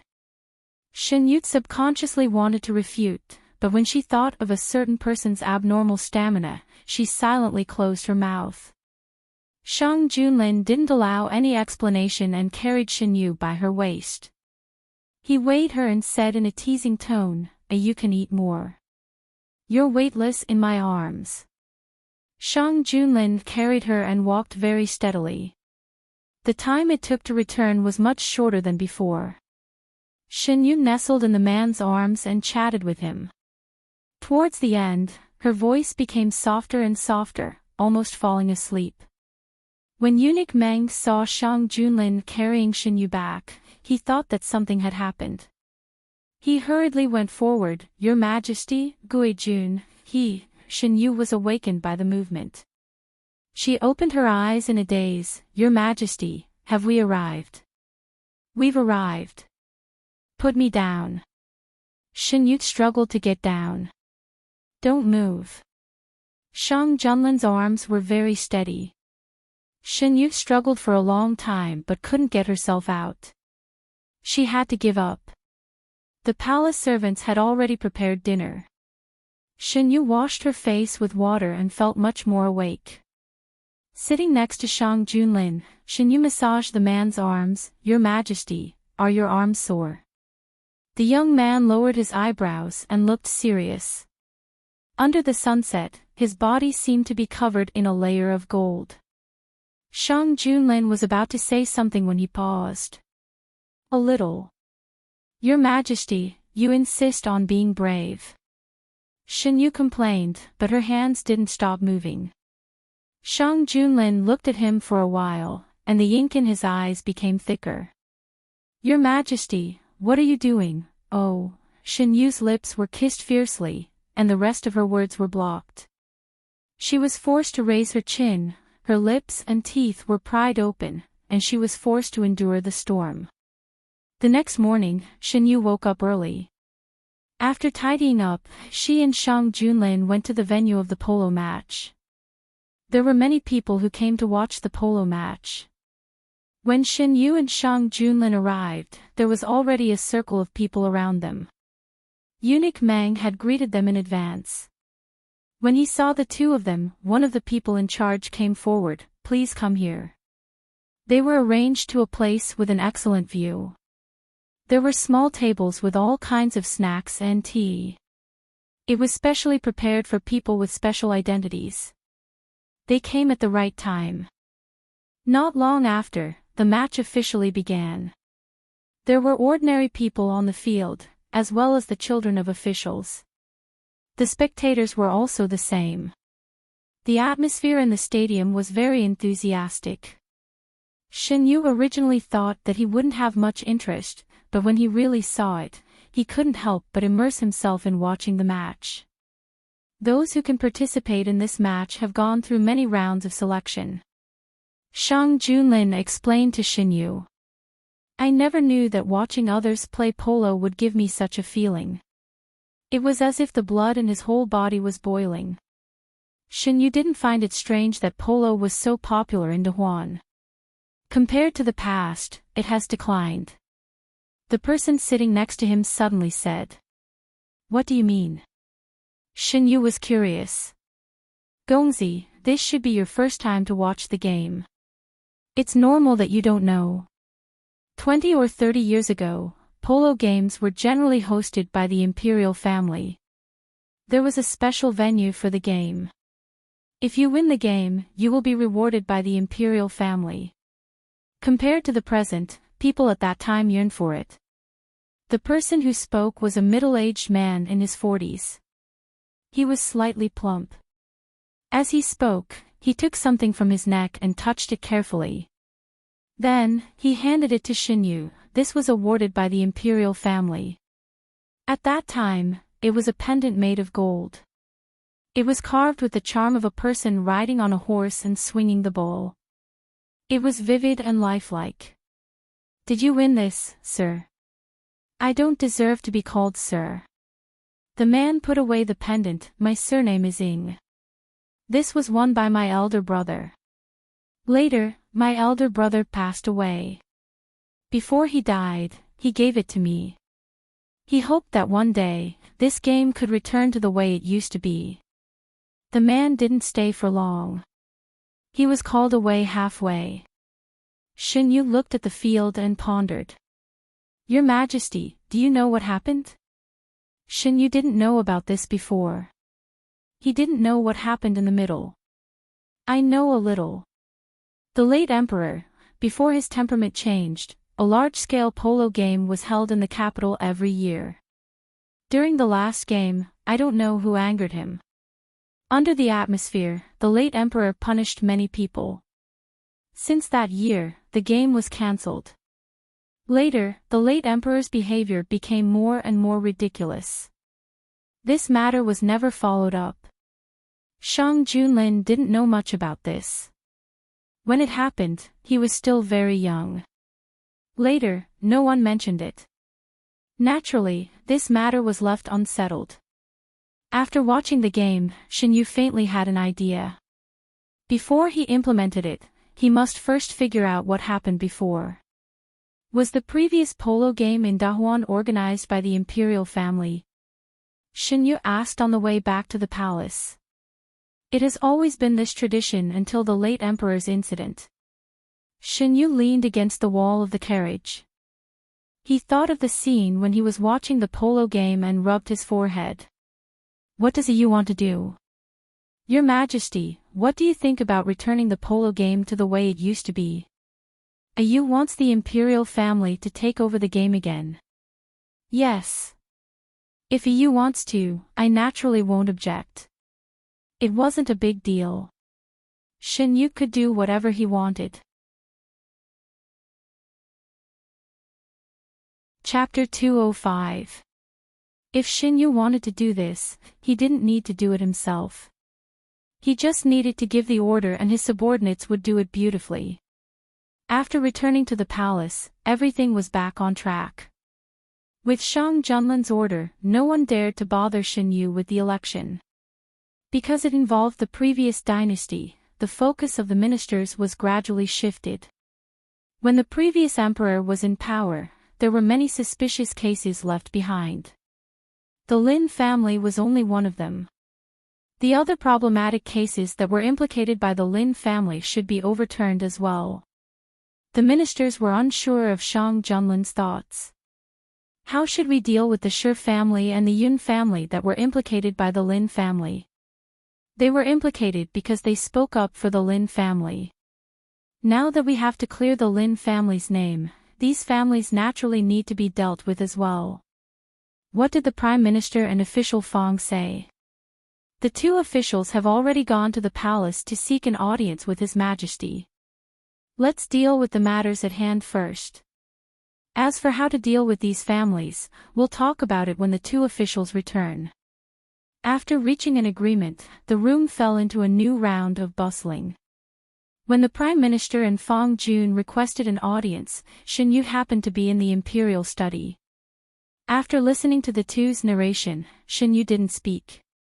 It could only be said that the previous emperor had committed too many sins. A good situation was played out like this.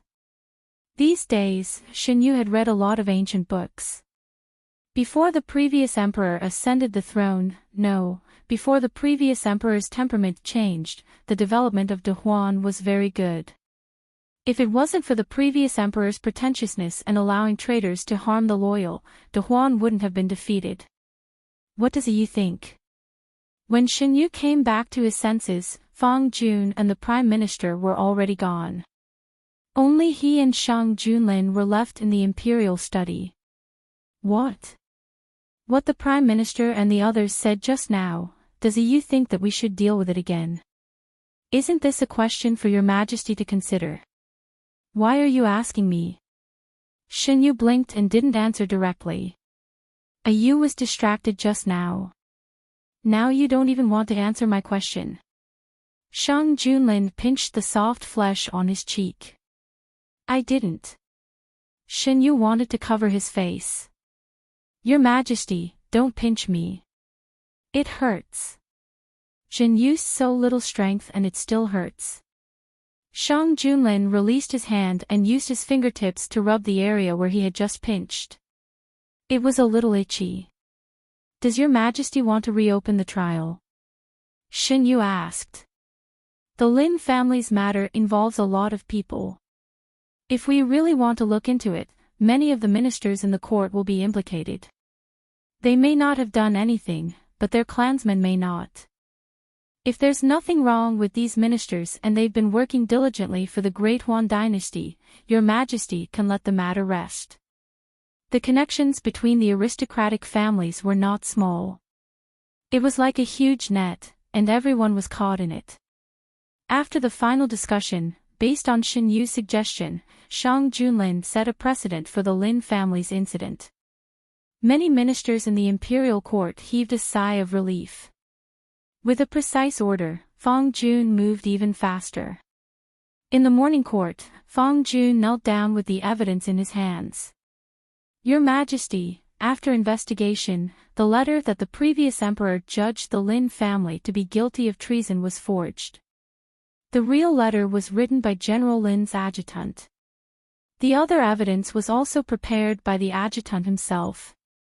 General Lin's adjutant was someone who had been following him for a long time. He was very trusted.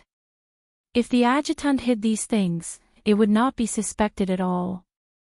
As for the letter, the adjutant had been by General Lin's side for many years and was very familiar with his handwriting. It was not difficult to imitate. The relevant evidence and witnesses were found by Gu Huai after many years of hard work. After Fong Jun took over the case, Gu Huai took out the evidence. Although there were still many doubtful points, it proved that the Lin family did not collude with the enemy and commit treason. Gu Huai has so much evidence in his hands. In the pavilion, Shen Yu poured a cup of tea for himself and Shang Junlin. He has been secretly investigating for so many years. He already has enough evidence in his hands. He did not take it out before because he wanted to test my attitude. Shang Junlin picked up the teacup. Now it seems that he trusts Your Majesty very much. He trusts you. If not for you, he would not have taken out all these things in one go. After skipping the testing step, everything progressed quickly. Before taking out the evidence, Gu Huai privately asked to see Shang Junlin. Shang Junlin did not lie. If not for Shenyu, Gu Huai would not have let down his guard so quickly. Master, why did you give them all the evidence?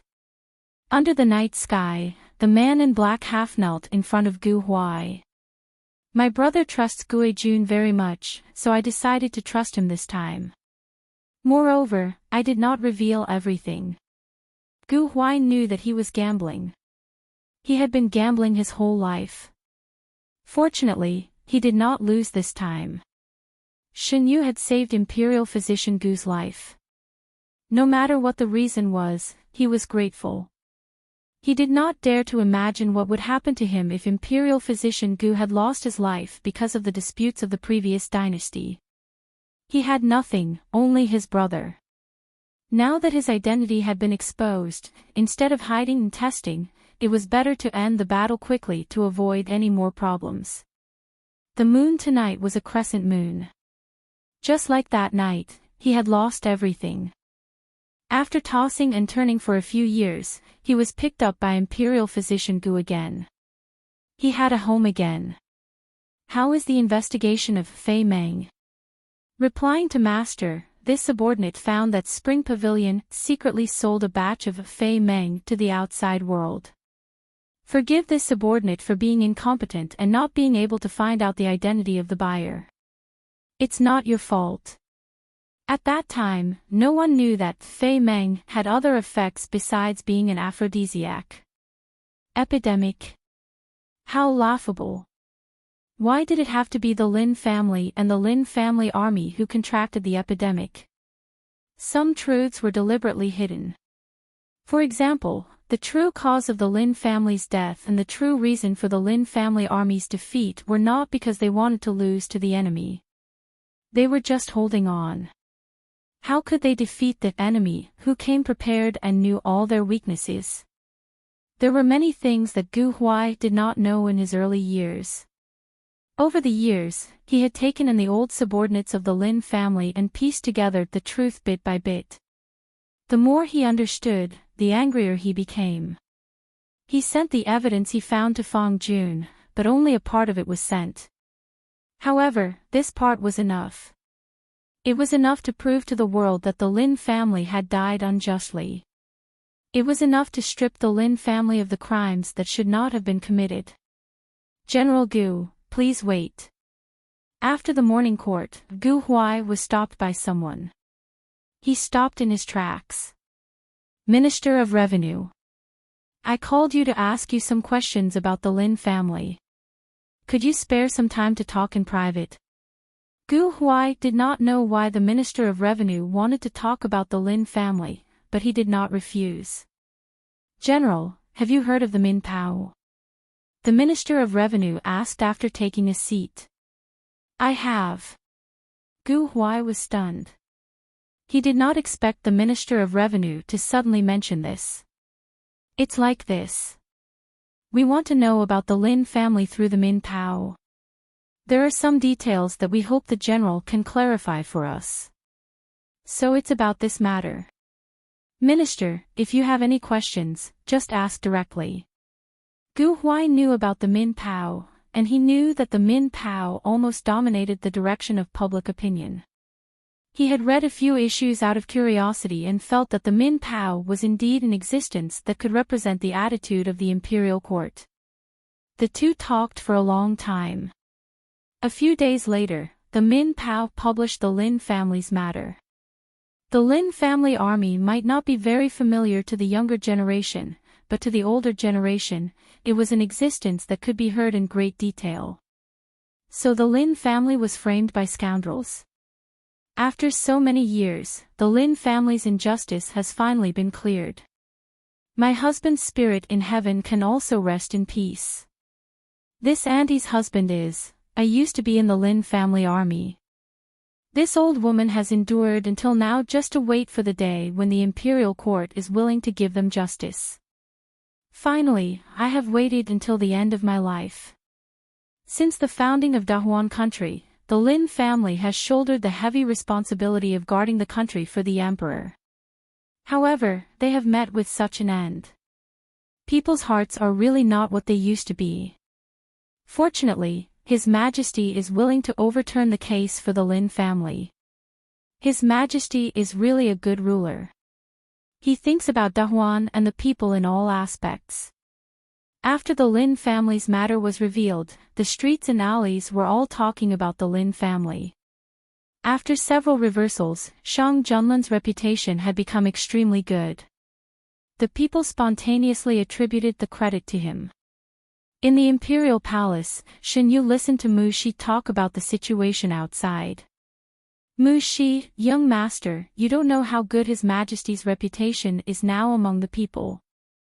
Everyone says that it is the blessing of several lifetimes to have met such a good ruler. Shen Yu, the main reason is that the previous emperor did too many wrong things. His Majesty just corrected these mistakes. Mu Shi, if it were up to me, young master also contributed greatly. If it weren't for young master, His Majesty might not have cared about these things. Shen Yu, what are you saying? Don't say it again in the future. Mu Shi, young master is protecting His Majesty. I know. I promise I won't say it again in the future. Shen Yu put down the book in his hand. Isn't it time for His Majesty to come back? As they were talking, Shang Junlin came in with eunuch Meng and the others. Mu Shi lowered her head and smiled secretly. What are you talking about? Why do I hear you calling me? Shang Junlin lifted his robe and sat beside Shen Yu. I'm talking about how popular His Majesty is. Shen Yu admitted directly. Because of the Lin family. Shang Junlin raised his eyebrows slightly. Yes. Has His Majesty also heard about it? Shen Yu tilted his head and rubbed Shang Junlin's shoulder. The Minister of Revenue even specially went to Gu Huai for this matter. He asked for some details and wrote them in the newspaper. Shang Junlin stroked Shen Yu's forehead. Shen Yu raised his head. Is Gu Huai really a member of the Lin family? Didn't the Lin family all? Shang Junlin nodded. At that time, there was a mole in the Lin family. After Madame Lin's wet nurse found out, she swapped the identity of her child with Madame Lin's child at the last moment. Then, she sent the child out of the residence through a servant. Just as this was done, something happened in the Lin residence. The wet nurse didn't have time to tell anyone. So that's why everyone thought that the Lin family didn't have any descendants. Shen Yu touched his lips. Gu Huai has been investigating the incident all these years. He cares so much about Fei Meng. What role did Fei Meng play in this incident? Gu Huai refused to say, but the hidden dragon guards found out that the incident that happened to the Lin family seemed to be related to Fei Meng. At that time, the Lin family was falsely accused of colluding with foreign enemies. Many people in the imperial court spoke up for the Lin family. Originally, this matter shouldn't have been concluded so early. However, no one expected that the 100,000 Lin family soldiers would be defeated by 20,000 enemies. Moreover, they were completely defeated. Because of this incident, the Lin family was accused of colluding with foreign enemies. According to the strength of the Lin family soldiers, they should be able to fight against 200,000 enemies. How could they be defeated by a mere 20,000 enemies? There must be something hidden in this incident. Shen Yu thought about what happened in his previous life and continued, did the Lin family soldiers act strangely at that time? What if the Lin family soldiers were already at the end of their rope? Chapter 206. Shen Yu asked this because he suddenly thought of another use of Fei Meng. Someone deliberately used it to create an epidemic. In his previous life, Shen Yu had personally experienced this purgatory scene. Since someone used Fei Meng to create an epidemic, then what about this life? Gu Huai had been investigating Fei Meng all this time. Did he know something? All kinds of thoughts flashed through his mind. Shen Yu knew that if he wanted to confirm this point, directly asking Gu Huai was the fastest way. Shen Yu, Your Majesty, can you let Gu Huai enter the palace? Shang Junlin, does you know something? Chen Yu, the Lin family army's defeat is too strange, and Gu Huai is also investigating Fei Meng. Your Majesty, do you still remember what I said about Fei Meng before? There is a new drug made from a mixture of drugs that can make people show signs of being infected with the disease. I suspect that the Lin family's defeat is related to Fei Meng. Gu Huai's true identity was not announced to the public for the time being. Because of the Lin family, he had become the focus of attention of the court officials during this period. There were all kinds of visiting cards, and there were countless people who wanted to be on good terms with him. There were also many aristocratic families who liked his identity and appearance and wanted to betroth their daughters to him. The latter were all rejected. Xiao Huai, don't you want to marry a well-educated woman? Imperial physician Gu asked as he put the medical book back. Brother, you want me to marry? Gu Huai's hands paused. You have grown up, so naturally you should have your own family. Gu Huai's hand holding the book tightened. Just as he was about to say something, there was a knock on the door. It was the people from the palace. Gu Huai went out for a while and came back after a while, saying, Brother, I'm going to the palace.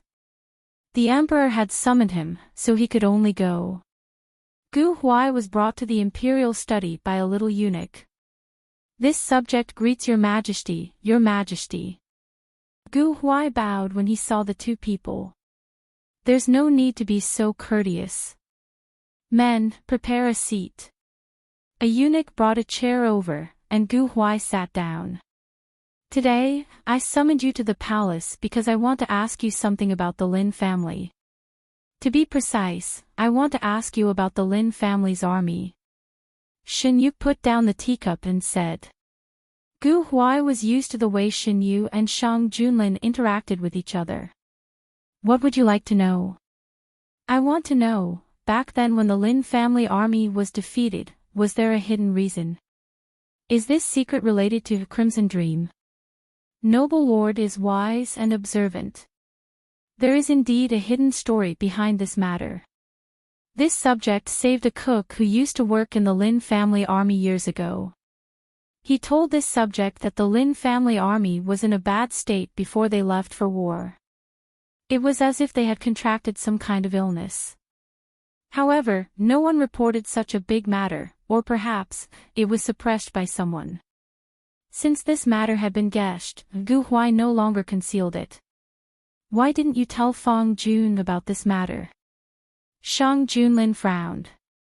Because this subject doesn't have any conclusive evidence.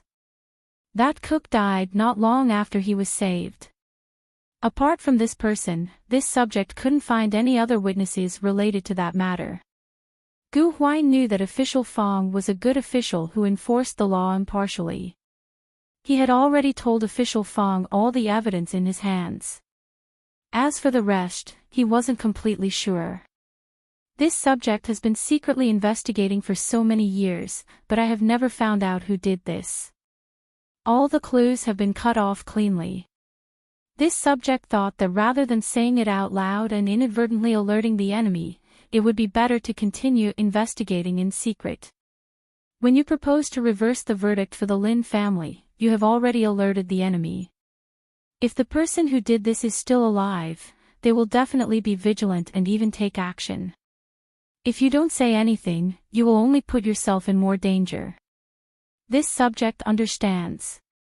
You want to use yourself as bait to fish out the person who acted against the Lin family. But have you ever thought that that person might not be alive anymore? Shin Yu's voice was slightly deep. Too many things had happened since the Lin family's incident. Just when Shang Junlin ascended the throne, he executed many people in the imperial court. Perhaps the person who acted against the Lin family was one of them. This subject didn't think it through. Until now, you still don't want to tell the truth. You already have a suspect in your heart, don't you? Shin Yu supported his chin, as if he didn't know how much his words had struck Gu Huai's heart. This subject does have a suspect, but this subject can't say it. This subject doesn't have any evidence. Even if your majesty is willing to believe this subject can't implicate your majesty because of this matter. I hope your majesty and your majesty can give this subject some time. This subject will definitely find the evidence. At this point, Shen Yu couldn't force Gu Huai to say anything more. After Gu Huai left, Shen Yu leaned on Shang Junlin and asked, Your Majesty, who do you think is the person who did this? Could it be the late emperor? It shouldn't be. If he wanted to kill someone, he could just pick a reason to do so. There was no need to do so. Many people were implicated in the Lin family's case. With Shang Junlin's orders, these people were dealt with according to how they should be dealt with. Fortunately, after Shang Junlin ascended the throne, there was a great change of officials in the imperial court, so it didn't affect the officials who were still in office. The aristocratic families were busy dealing with this matter, so they didn't have time to care about what happened among the people. Taking this opportunity, under the instructions of Shen Yu and Shang Junlin, the movable type printing was further promoted. Not only in the capital, bookstores in other places also learned this method. By the time the aristocratic families reacted, they couldn't easily intervene in this matter. At this point, how could they not realize that Shang Junlin was involved in this matter from the beginning to the end? His Majesty is really good at scheming. He used the Lin family's case to divert attention and catch us off guard. The officials who were on good terms with the aristocratic families gathered together to discuss this matter. Are we just going to let it go? If this goes on, what advantages will the aristocratic families have in the future? What else can we do? What can we do? Why should we go against him openly? Not to mention that the imperial court is now under his control. Even if it was a few years ago, how many people who went against him had a good ending? His Majesty will not stop at what he wants to do. Let's wait and see. The next thing will only be more unacceptable to the aristocratic families. With the deepening of the Lin family's case, more and more inside information was unearthed. The officials who were wronged because of this matter were overturned. Every day, there would be new developments about this matter in the people's newspapers. After discussion, the imperial court would give a certain amount of compensation to these people. Although the damage caused was irreparable, it would make up for it. When Shen Yu woke up from his afternoon nap, Mu Shi brought him the snacks he wanted. Young master, Ing Hua sent back a message. Shen Yu was not fully awake, and his voice was nasal. It's from the northern desert. Mu Shi put the snacks on the table, took out a secret letter, and handed it to Shen Yu. When Jiang Huiqing went to the northern desert alone, Shen Yu sent people from Ing Hua to follow him. After several months, Ing Hua sent back a message. Shen Yu opened the secret letter and read it one by one. The letter wrote about the arrangement and information of Ing Hua in the northern desert, as well as the progress of Jiang Huiqing's case. After arriving at the northern desert, Jiang Huiqing contacted a minister according to the people De Huan left in the northern desert. After being appreciated by the minister, he was recommended to the third prince, who had the power to compete for the throne. After becoming the third prince's advisor, Jiang Huiqing helped the third prince to win the power struggle against the second prince. He was fiercely suppressed by the second prince. The third prince was in a good mood and promoted Jiang Huiqing to a higher position despite the opposition. Later, Jiang Huiqing completed several difficult tasks for the third prince and became the third prince's trusted aide. By the time the secret letter was sent, Jiang Huiqing already had a position beside the third prince. He was highly valued by the third prince, and the third prince would also pay attention to his suggestions. When Shen Yu received the news, Shang Junlin naturally received it too. The hidden dragon guards disguised themselves as servants and followed Jiang Huiqing around. It was convenient to protect him and get the most accurate information at the same time. Did you know that Jiang Huiqing was qualified for this task? Jiang Huiqing is a flexible person. When I proposed this plan, the first person I thought of was him. Shen Yu didn't deny this point. When he comes back from the northern desert, he can stay in the capital. Shen Yu sat on the swing while Shang Junlin pushed him from behind. In the whole world, only Shen Yu could be treated like this by the emperor. When the prime minister came, he saw this scene. Eunuch Meng quickly went forward and reported, "Your Majesty, the prime minister is here." "Your Majesty, please go ahead." Shen Yu turned his head and said to the people behind him, "You, come with me." Shang Junlin hugged Shen Yu's waist and carried him up. Shen Yu had no choice but to go with Shang Junlin. The prime minister was summoned to the palace by Shang Junlin to talk about Jiang Huiqing's matter in the northern desert.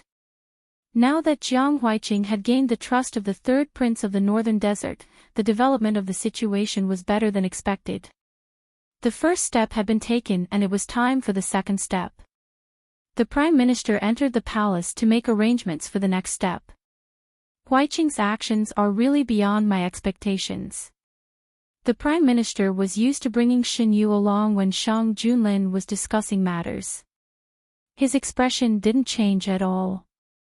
If possible, he wanted Shen Yu to be an official instead of just appearing occasionally.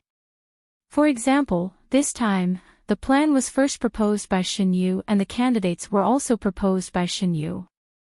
They could send other people, but the effect wouldn't be as good as now. The next step is to find a way to delay the internal strife in the northern desert. The third prince can't do it alone. When the third prince is powerful enough, we can send people from Subei to do it. The prime minister said. Yes, only when the two sides are evenly matched and don't let one side become powerful can we delay as much as possible. The prime minister deliberately led the topic to Shen Yu. As a last resort, Shen Yu said a lot of his own ideas. We can't let the northern desert know that we are involved in this in the short term. Otherwise, under the influence of external forces, they will twist into a rope and unite against the external forces. To do this, we must grasp the timing and scale. After talking for a while, the prime minister left with satisfaction. Shen Yu leaned on the back of the chair and sighed, "This matter can be solved by His Majesty and the prime minister." Why does the prime minister want me to say something? The prime minister has always been a talent. With Yu's talent, if he enters the imperial court, he will be valued by the prime minister. Shang Junlin knew what the prime minister was thinking. After all, the prime minister had praised Shen Yu's talent in front of him more than once. The prime minister is really unique. If it were other ministers, they would probably point at my nose and scold me. The imperial harem can't interfere in politics. Shen Yu laughed softly. I don't have such a rule. Shang Junlin stretched out his hand, "You, come here. Didn't you ask the hidden dragon guards to investigate Zhu Wang? Recently, the hidden dragon guards found something." Shen Yu walked over and was pulled into the man's arms. Chapter 207. Shen Yu obediently nestled into Shang Junlin's arms and found a comfortable position for herself. What did you find? In the early years, Zhu Wang was active in the Subei region. Later, he disappeared for a period of time. The next time he appeared, he was in Yuezhou. Shang Junlin didn't beat around the bush and directly told the truth. Subei. Shen Yu suddenly thought of the young man who was sent back to the capital by official Fang. It's Subei again. You also thought of it, right?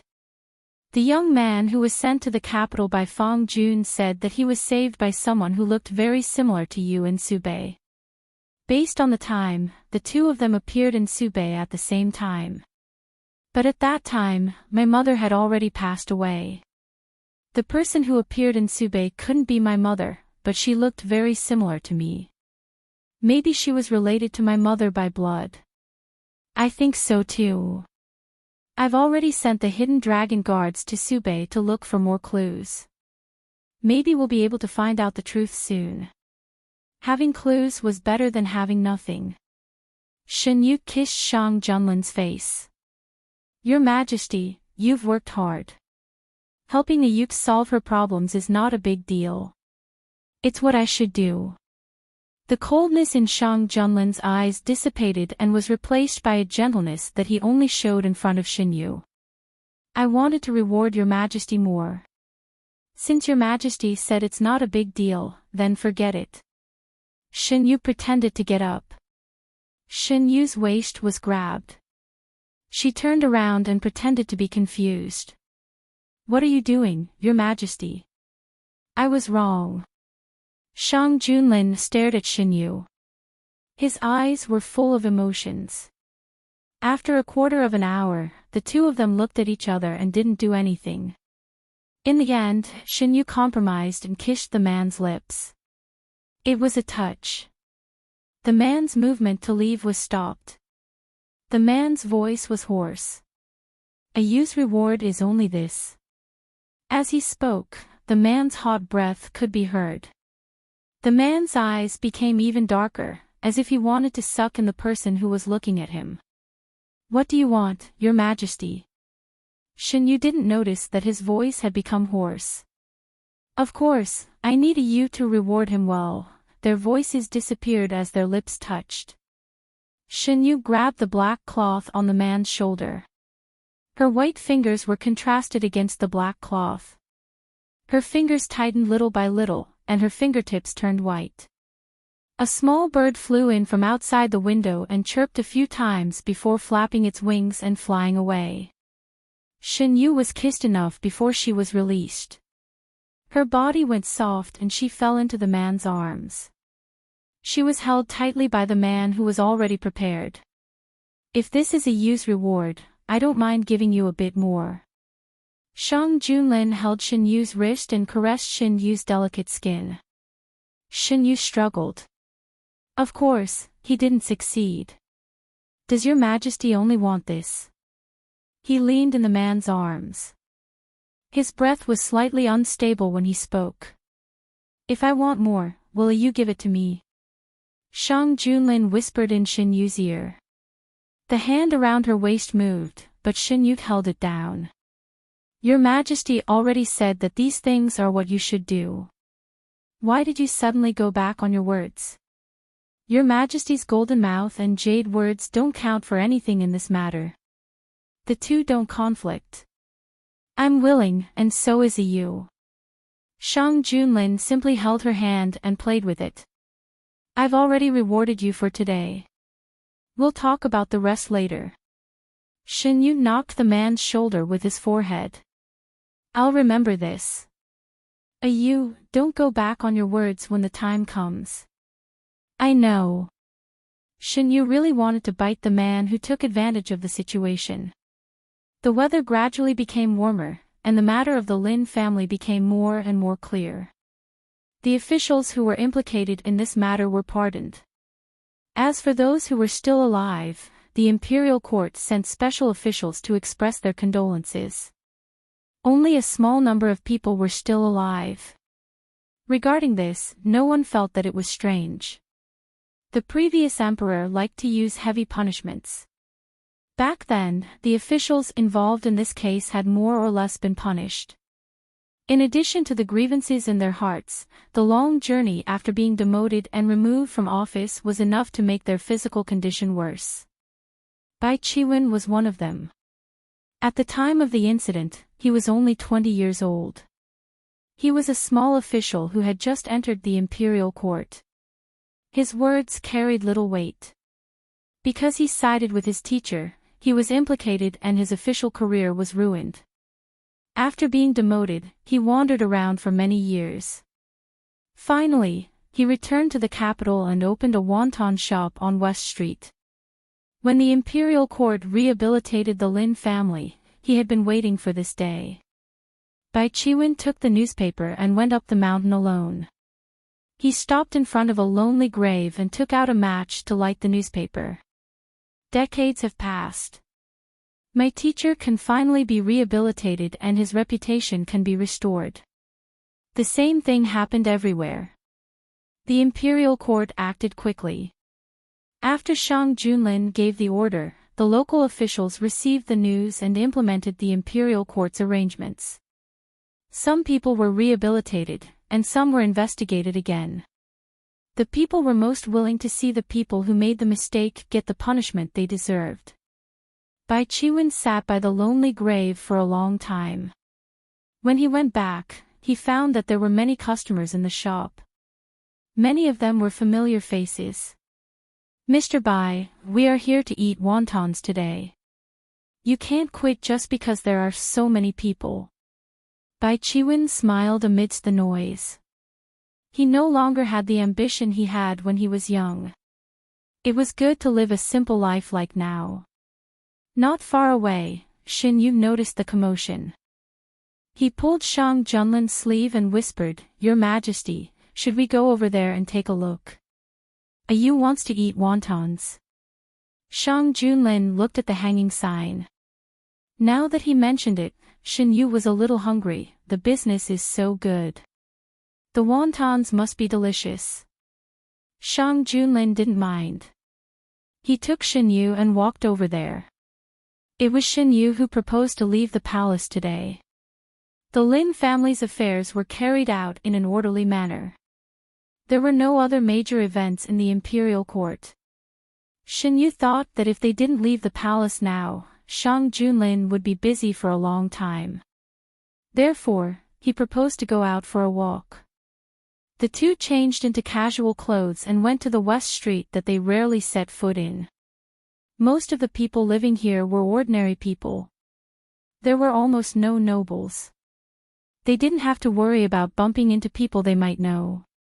When Xin Yu and Shang Junlin walked into the shop, Bai Chiwen had just finished greeting a group of customers. "Guests, this way please. There is one seat left." Bai Chiwen asked them to sit down. They were surrounded by relaxed people in the crowd. They were just a member of the crowd and wouldn't be treated specially. This was a scene that Shang Junlin had never experienced before. "Guests, the wontons are ready." The steaming wontons were placed in front of them. Xin Yu picked up the spoon and scooped up some. The wontons were big. The skin was thin and there was a lot of stuffing. When he took a bite, the soup mixed with the meat stuffing rushed into his mouth. It was delicious. The wontons are better than the ones made at home. Xin Yu didn't eat wontons much when he was in the palace. Every day, the kitchen would make new dishes for him. Wontons were not special. It was good enough to eat it once a month. If Yu likes it, you can ask him to make it for you at home. Shang Junlin said casually. "What are you talking about? If you like Boss Bai's wontons, you can come to eat it every day. Why do you want to ask him to make it for you at home? Boss Bai is an official. You can't just order him around at will." The dissatisfied voices of other guests came from the side. Xin Yu held Shang Junlin's hand and whispered, "Don't be angry, Your Majesty. It's my honor to be liked by all of you." This guest just said it casually. "Don't hurt the harmony." Bai Chiwen hurriedly came over to smooth things over. The others spoke one after another. "Yes, I don't think this young master has any bad intentions. Old Zhao, it's time for you to change your bad temper." Listening to the voices coming from all around, Xin Yu lowered his head and his shoulders trembled slightly. "If you want to laugh, just laugh. Do you think I'll be angry with you because of this?" Shang Junlin helped him up and said helplessly. Xin Yu chuckled and said, "Who told you to talk nonsense?" After the banter, no one took this matter to heart. However, when they finished eating and paid for the meal, they were told that all the money for today had been paid. That person said that the boss of the wonton shop is an official and can't be easily touched by others. "What's going on?" Xin Yu asked on the carriage back to the palace. "It's about the Lin family." He was implicated that year and lost his official position. The imperial court sent someone to ask him if he wanted to return to the imperial court. He refused. Shang Junlin sat up straight. Shen Yu leaned on his shoulder and felt comfortable. Shang Junlin casually played with the long hair on his neck and said, "Not many people know the name Bai Chiwen. However, you should have an impression of his teacher. He was one of the early court elders of the late emperor, Court Elder Cien. He was Court Elder Tsin's student." Shen Yu obviously knew about Court Elder Cien. It could be said that there were not many scholars in the world who didn't know about him. Court Elder Tsin had been honest all his life. He had many students and was praised by everyone as a great scholar. During the Lin family case, Court Elder Tsin tried to protect the Lin family but offended a treacherous official who was in the limelight at that time. He was framed and lost his official position. It is said that after Court Elder Tsin left the imperial court, he completely disappeared. Some people said that he was assassinated. Others said that he lived in seclusion in the mountains. Your Majesty, do you know where he went in the end? At that time, Court Elder Tsin's influence was too great. To avoid any unexpected events, there were indeed people who wanted to make a move on him. However, no one knows whether they succeeded or not. After that, there was no news of Court Elder Cien. This time, Court Elder Tsin's students should be very happy that Court Elder Tsin overturned the case for the Lin family. Shen Yu was right. Court Elder Tsin's students were all over the world. After Court Elder Tsin overturned the case for him, many of them held big banquets at home to celebrate this matter. Although a person's death was like a lamp being extinguished, no one wanted their teacher to be accused of something he shouldn't be. For a time, there were more and more articles praising Shang Junlin. The chefs of Yuzhang Palace suddenly received an order to prepare wontons for the noble. Since they didn't know what was going on, they could only put down the other food and began to study how to make delicious wontons. During dinner, wontons were served. The imperial chef put in a lot of effort to make wontons that had a unique taste. Shen Yu ate to his heart's content and ate a bit more than usual. Shen Yu, who had eaten until he was full, was led by Shang Junlin for a stroll in the small garden. Your Majesty, where is the youth that was brought back by Court Elder Fong now? He is currently working by Fong Jun's side. From the looks of it, Fong Jun seems to be planning to train him. Court Elder Fong is really dedicated to De Huan. What do you mean? Your Majesty, look, Court Elder Fong's daughter is in Subei. In the future, she will definitely work for the court. Court Elder Fong himself has always been working hard for De Huan. The child he picked up was also trained by him to work for the court. Isn't that very dedicated? One by one, they were all working for the court. Chapter 208. A Yu is right. Fong Jun has always worked hard for the imperial court. I have always known that. I will make sure to keep an eye on the child he picked up. If he was not disloyal, he would give him an opportunity. If he was, he would ensure the safety of the Fong family. Under the moonlight, Shen Yu hooked his finger with Shang Junlin's. He knew that Shang Junlin had sent someone to ask the boy later, but unfortunately, the information he got was limited. After Fong Jun returned, the boy was brought to his side and taught. It was as if he was a junior in his family. How Fong Jun arranged the boy was his private matter. Even the emperor could not intervene. Shang Junlin did not like to ask about the affairs of his officials. If the boy had not said that he had seen someone who looked like Shen Yu, he would not have paid him any more attention. The wind at night was very cold. Shen Yu and Shang Junlin walked around and returned to the palace. After bathing, Shen Yu leaned on the soft couch. A palace maid took a hand warmer to dry his hair. Shang Junlin sat on the other side and read the memorials. De Huan was flourishing and there were many things that the emperor, Shang Junlin, had to read every day. Even with the help of the Prime Minister, Fang Jun, and other officials, there were still endless memorials to read every day. After his hair was almost dry, Shen Yu waved the palace maid away. He got up and walked to Shang Junlin's side. "Your Majesty is still busy." He lowered his head. His hair slid down his shoulders and fell on the table and the memorials. Shang Junlin stopped writing. "There are still a few more. Didn't you finish reading the memorials during the day?" Shen Yu ran his fingers through his hair and moved it away from the memorials. "The cabinet sent them in at night." Shen Yu looked at the memorials. There was nothing important written on them. They could be handled by the cabinet ministers themselves. Shen Yu flipped open the other memorials. Without exception, they were all the same. "Your Majesty can just let the Prime Minister and the others approve these memorials. There's no need to go through them personally." Shen Yu had noticed before that Shang Junlin was very meticulous with Deheng's matters. He would personally handle each and every matter. Previously, because the aristocratic families were in power, Shang Junlin did not trust them. Now that the aristocratic families had been suppressed, the people who were promoted were all his own people. He could completely hand over the unimportant matters to them. "We are used to it." Shang Junlin closed the memorial. Thinking about it, it made sense.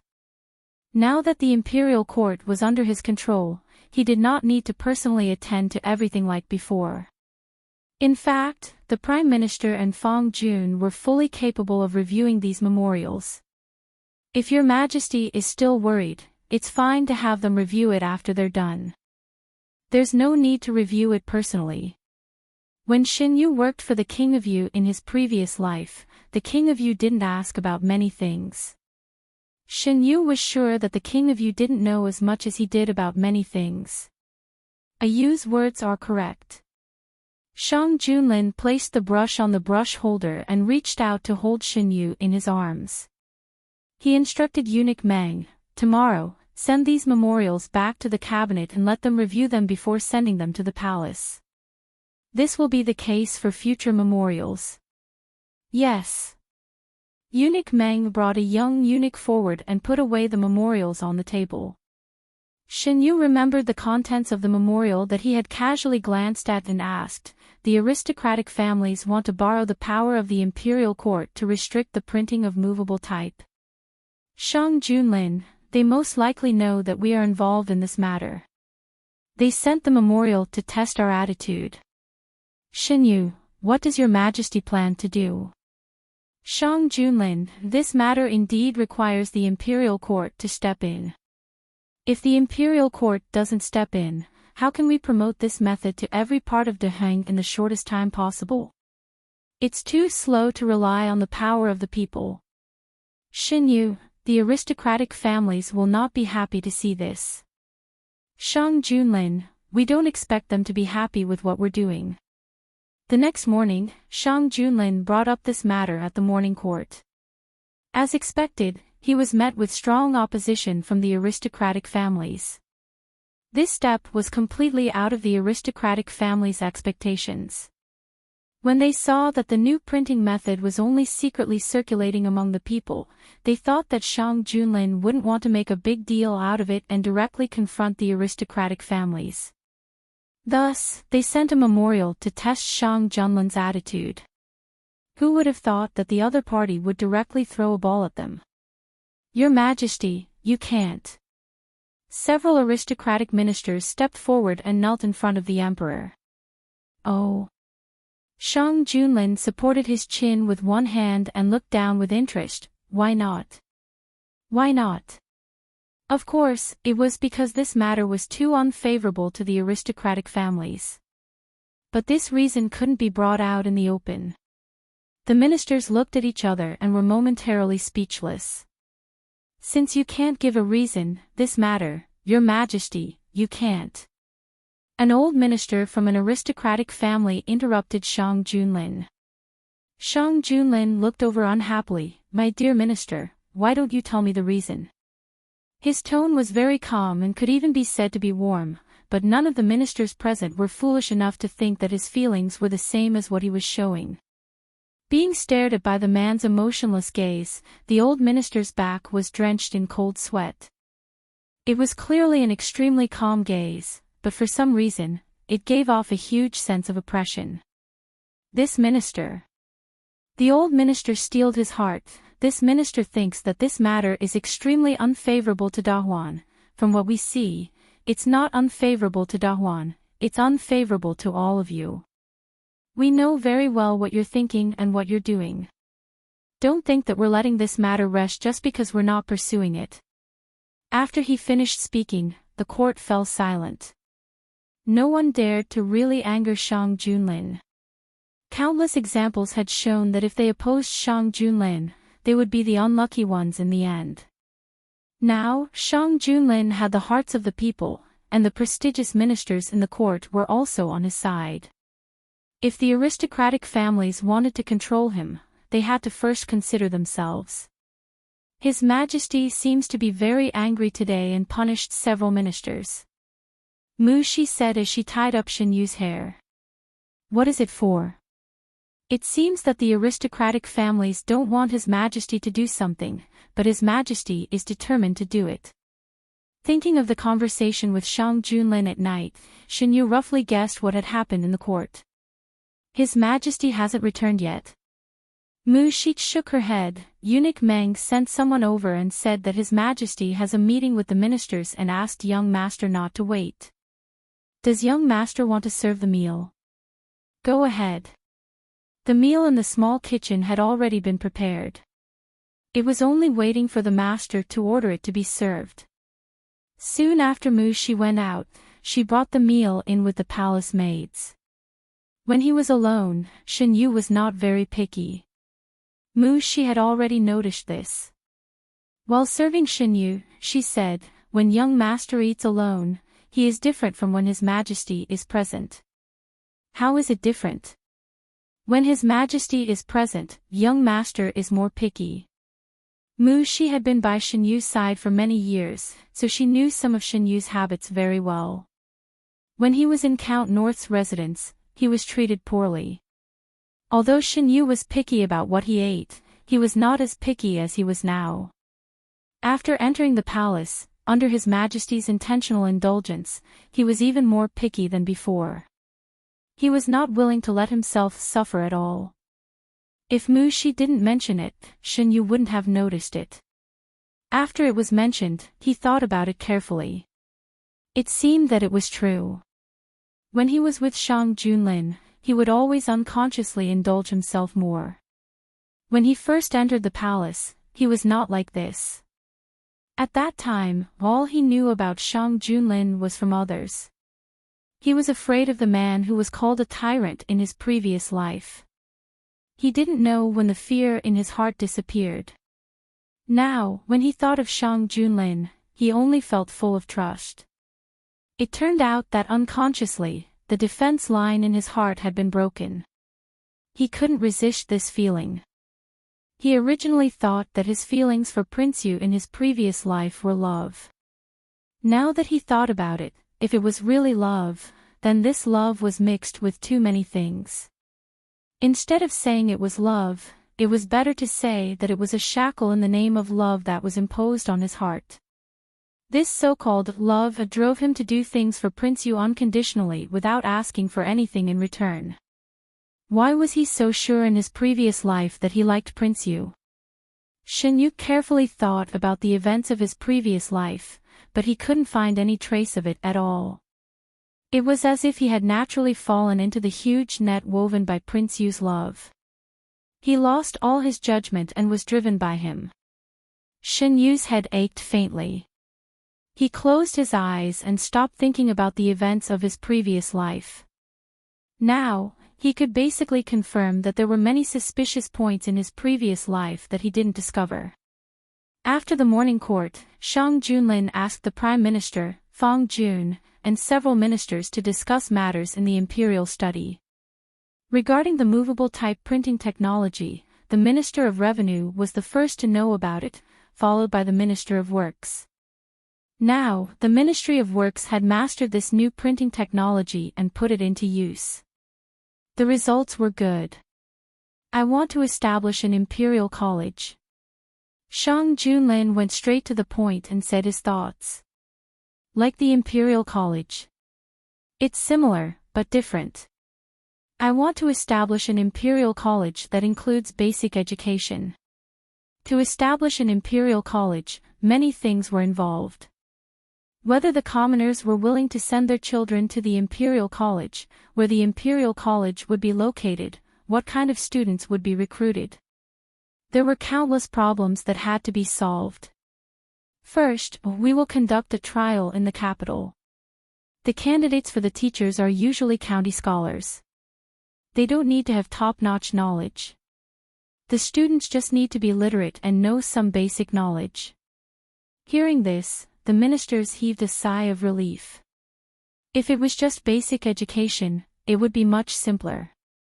You all can discuss this matter among yourselves.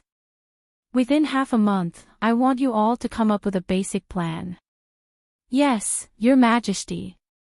There were also aristocratic ministers present, such as Minister Duan. He knew what kind of impact this decision would have on the aristocratic families, but he couldn't raise any objections. His Majesty the Emperor was no longer someone they could control. After leaving the palace, the aristocratic ministers who had received the news came to find him. Lord, are we just going to let His Majesty do as he pleases? What else can we do? His Majesty just warned the aristocratic families today. If we jump out to object before the concrete plan is out, what would His Majesty think? If it's just basic education, the problem isn't that serious. I'm just afraid that this is just the beginning. It seems like His Majesty is determined to weaken the power of the aristocratic families. Are we just going to accept it? Minister Duan's eyes flashed. He thought of something and fell silent. Did the aristocratic families object to His Majesty's proposal? Shen Yu was curious about the aristocratic family's reaction after hearing about this from Shang Junlin. Even though it was just basic education, it might not be the case in the future. The aristocratic families shouldn't have no reaction at all. They naturally want to object, but I haven't touched their interests yet. They will just wait and see for now. When it's officially implemented, there will definitely be trouble. Shen Yu stood up and sat beside Shang Junlin. Since His Majesty has proposed it, he must have a solution. I won't worry about His Majesty. His Majesty, Imperial Physician Gu wishes to see you. He said that he has found the results of the experiment that His Majesty and Your Majesty asked him to do previously. Eunuch Meng walked in and reported. Shen Yu's heart skipped a beat. Imperial Physician Gu was mainly responsible for two things. One was his illness, and the other was Fei Meng. The latter was something that he and Shang Junlin had instructed together.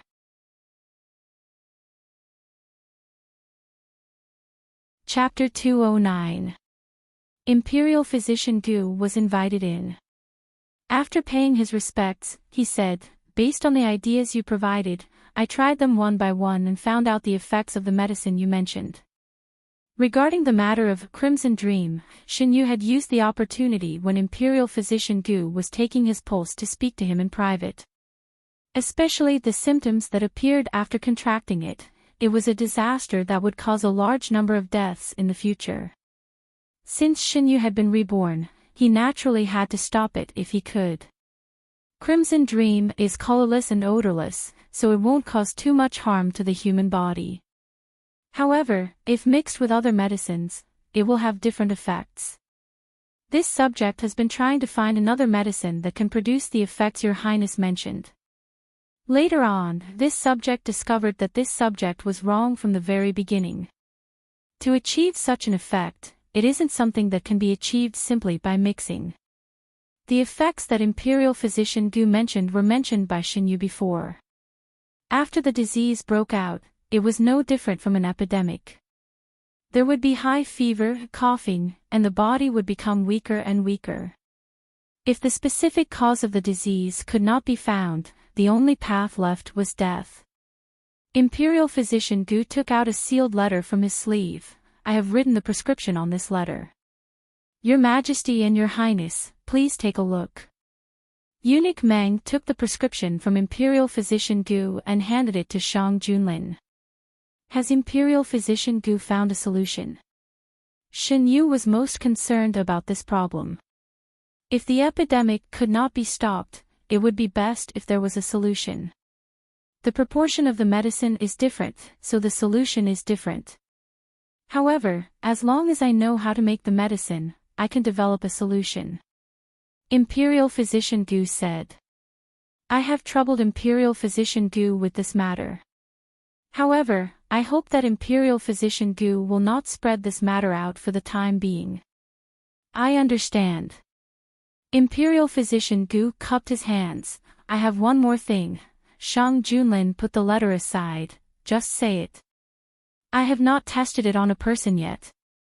If you want a specific cure, you need someone to test the medicine. The palace fell into a short silence. Imperial Physician Gu added, I can guarantee the safety of the person testing the medicine. Your Majesty and Your Highness, please rest assured. This medicine is quite infectious.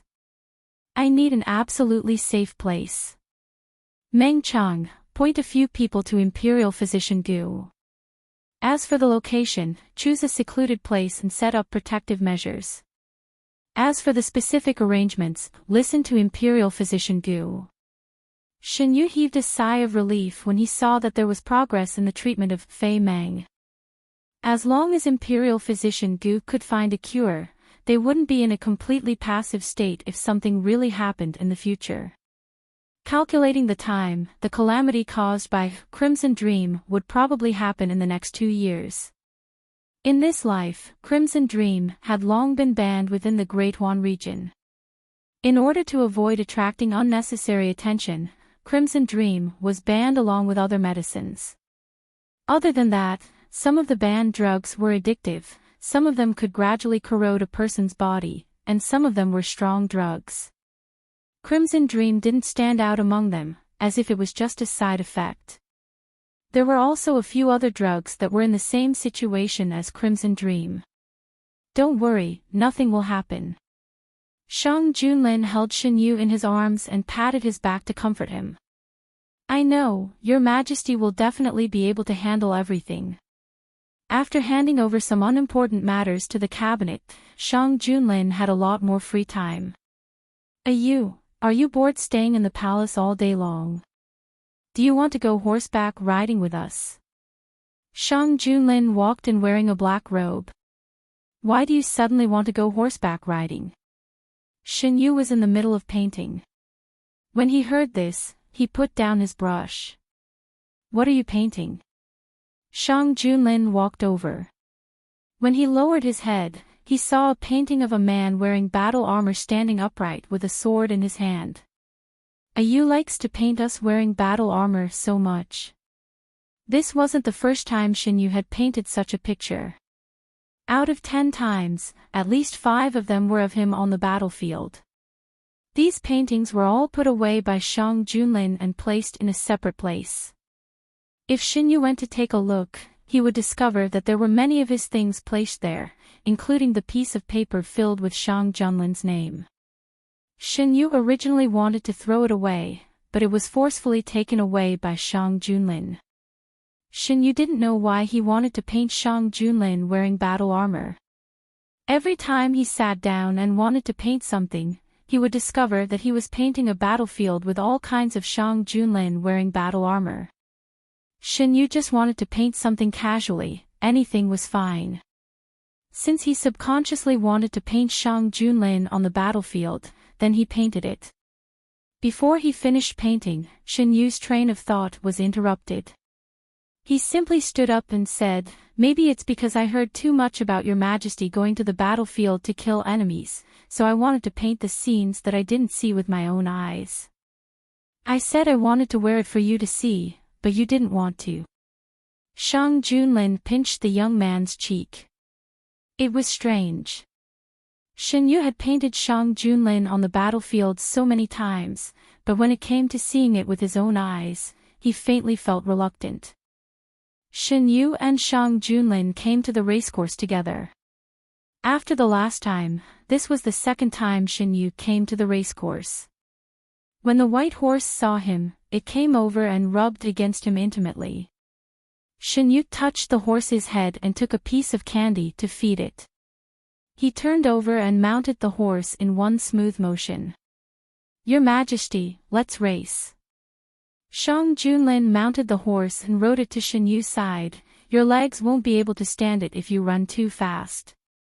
Shin Yu didn't ride many horses. Every time he rode a horse, the skin on his legs would be abraded. Not only would it affect his normal walking, but it was also a kind of torture to apply medicine. That's true. Thinking of the consequences, Shin Yu gave up his initial plan. Shin Yu held the reins and let the horse walk slowly on the grass. Shang Junlin rode beside him and listened to his irrelevant words. After walking for a while, Shin Yu felt that it wasn't enough. He squeezed the horse's belly and urged it to speed up. "If my skin is abraded, then so be it. Let's have fun first." Shin Yu urged the horse to run for a while and then turned back to look at Shang Junlin. Shang Junlin was stunned by his sudden movement. After he reacted, he caught up with him. Blue sky and white clouds, green grass and green land. Under the clear sky, the horse galloped. The wind blew in their faces, making them feel carefree. Shin Yu rode to his heart's content. After he got off the horse, his legs went soft and he almost fell to the ground. Shang Junlin quickly supported him. "Is it very painful?" Shin Yu wrapped his arms around Shang Junlin's neck and was carried back by the man. He didn't feel it when he was riding a horse. After a while, the pain became more and more obvious. It was burning hot and he couldn't even move slightly. Shang Junlin carried him into the house and ordered eunuch Meng to bring the medicine. Shin Yu looked at the familiar medicine bottle and tilted his head to the side. "Why does your Majesty carry this medicine everywhere you go?" Shang Junlin applied the ointment with his finger and applied it to the wound. "Yu is so delicate. If he doesn't carry medicine with him, what will happen if he bumps into something?" The ointment was cool. When it touched the wound, Shin Yu gasped. He withdrew his leg. "It hurts. Be gentle." Shang Junlin's movements were already very gentle, but Shin Yu still felt pain. The main reason was that the wound was too special. The skin there was delicate. Shin Yu wasn't used to riding a horse. This time, he rode for a few hours in a row. The area of the wound was very large. After the ointment was applied, Shin Yu's forehead was covered with a layer of sweat. The hair on his temples was also wet. With the help of Shang Junlin, he sat up and leaned on the bed. "Your Majesty is right. I should have gotten off the horse earlier." Halfway through, Shang Junlin asked Shin Yu to stop. Shin Yu didn't listen. He liked the feeling of being free on the horse's back, so he indulged himself a little. The result was tragic. This time, he didn't know how many days it would take for him to fully recover. After a while, the Prime Minister came to find him. Shin Yu knew that Shang Junlin came to the stud farm today with several important ministers. Shin Yu lay on the bed with a tired expression. "Your Majesty, go ahead. I'll rest for a while." Shang Junlin got up and left, leaving the palace servants to serve him. Shin Yu lay on the bed for a while. He was exhausted and fell asleep not long after. In his half-awake state, he felt that someone was touching his face.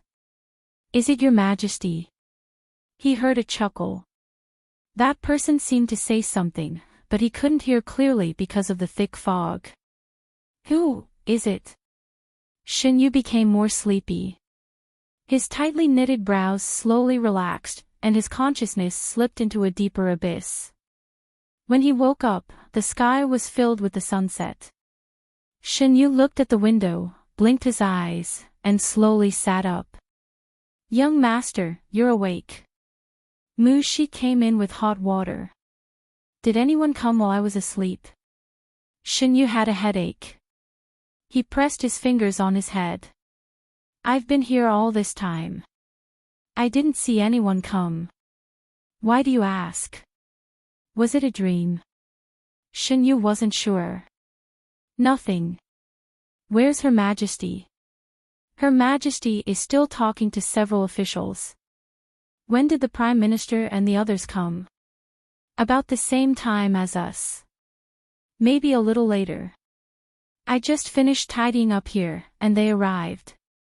Then they must have waited for a long time." Shin Yu couldn't help but hold his forehead.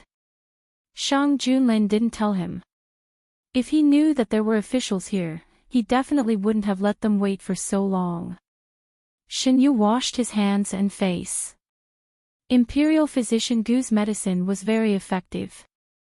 After sleeping for a while, he didn't feel much pain. He tentatively moved his leg, but his movement was slightly stiff because it affected his injury. Mu Shi saw this scene and thought of something. Her face turned red. "Young master, you'd better rest in bed. If there's anything you need, just let me do it." Shin Yu could tell at a glance that Mu Shi had misunderstood. His lips moved. He wanted to explain, but he didn't know where to start. The people who served him were all familiar with his condition. Every time Shang Junlin sated, Shin Yu would lie down for a day or two. At first, Mu Shi was very worried. Later, she secretly asked Imperial Physician Gu. After confirming that Shin Yu didn't have any abnormalities after he recovered, she was completely relieved. She was already used to this kind of situation. Her Majesty is too much. She obviously has to discuss business with the officials, but she still dragged young master along for so long. Mu Shi only dared to complain when Shang Junlin wasn't here. Although she knew that this kind of thing was normal, Mu Shi was still dissatisfied when she saw Shin Yu's uncomfortable appearance. "How can you blame Her Majesty? Shouldn't you blame your young master for pestering Her Majesty?" Shin Yu raised his eyebrows. If she had to say something, it was indeed him who pestered Her Majesty this time. Of course, the reason was different from what Mu Shi thought. Young master is not such a person. Every time, it's Her Majesty. Mu Shi's voice became smaller and smaller. The last few words were almost inaudible. "Every time, it's me what?" Shang Junlin's voice came from outside. Shin Yu didn't even think and said, "It's Her Majesty who pesters me." The door was pushed open. Shin Yu saw Shang Junlin standing outside, followed by the Prime Minister, Fang Jun, and several other officials behind Shang Junlin. The officials' expressions changed. They must have either just arrived or heard a lot. Shang Junlin said leisurely, "I wanted you to pester me, but..." Shin Yu suddenly coughed, and the corners of his eyes turned red.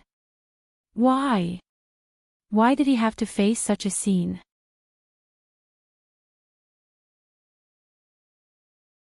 Chapter 210. Mu Shi didn't have time to think.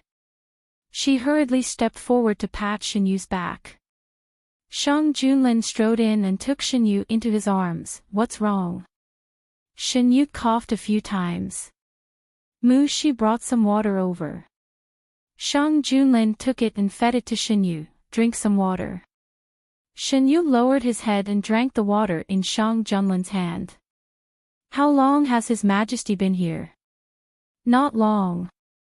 "Is you feeling better?" Shin Yu nodded. He was choked by himself. Now that he had calmed down, he was naturally fine. Several ministers consciously lowered their heads and stood outside. They didn't dare to look inside. Seeing Shin Yu's uneasiness, Shang Junlin waved his hand to dismiss the ministers. Eunuch Meng hurriedly asked the ministers to go elsewhere. These ministers were all promoted by Shang Junlin. Today, they came to discuss some matters about starting a primary school. They had heard about Shang Junlin and Shin Yu's relationship. They had also seen with their own eyes how the two interacted at the banquet.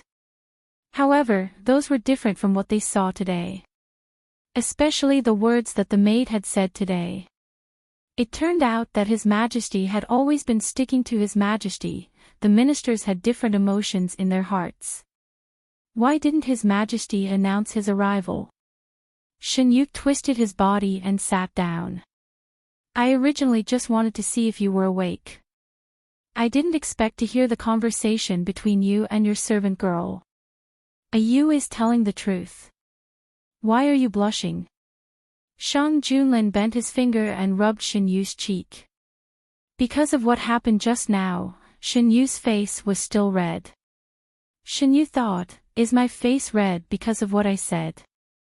It's obviously because these words were heard by those ministers.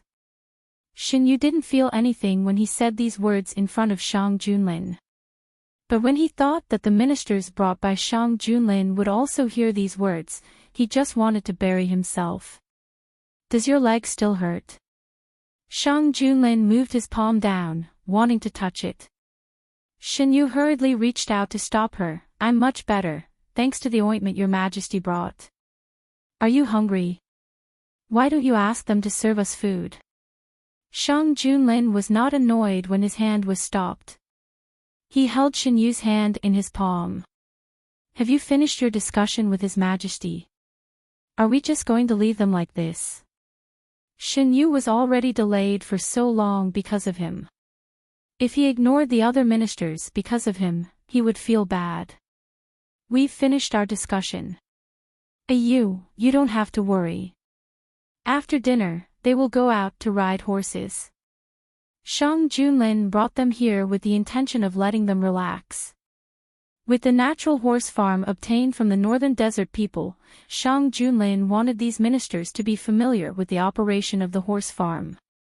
Although the area of the pasture was not big, the operation inside was very mature. There were many things worth learning. The ministers also knew the other reason why Shang Junlin brought them here. After dinner, they learned about the operation of the horse farm under the guidance of the servants. Shin Yu and Shang Junlin finished their dinner together and lay back on the bed. In fact, he really wanted to go out for a walk, but the position of his wound was too awkward. The friction of the cloth when he walked would rub the ointment away and worsen the injury. He could only walk less for the time being. Shin Yu and Shang Junlin stayed outside for 2 days. Except for the first day when Shang Junlin was not around, he vaguely felt that someone had appeared in the room. After that, he did not have this feeling again. He asked the guards around, but no one noticed a stranger coming in. Shin Yu could not find any clues. He wondered if he had taken his dream as real when he was in a daze.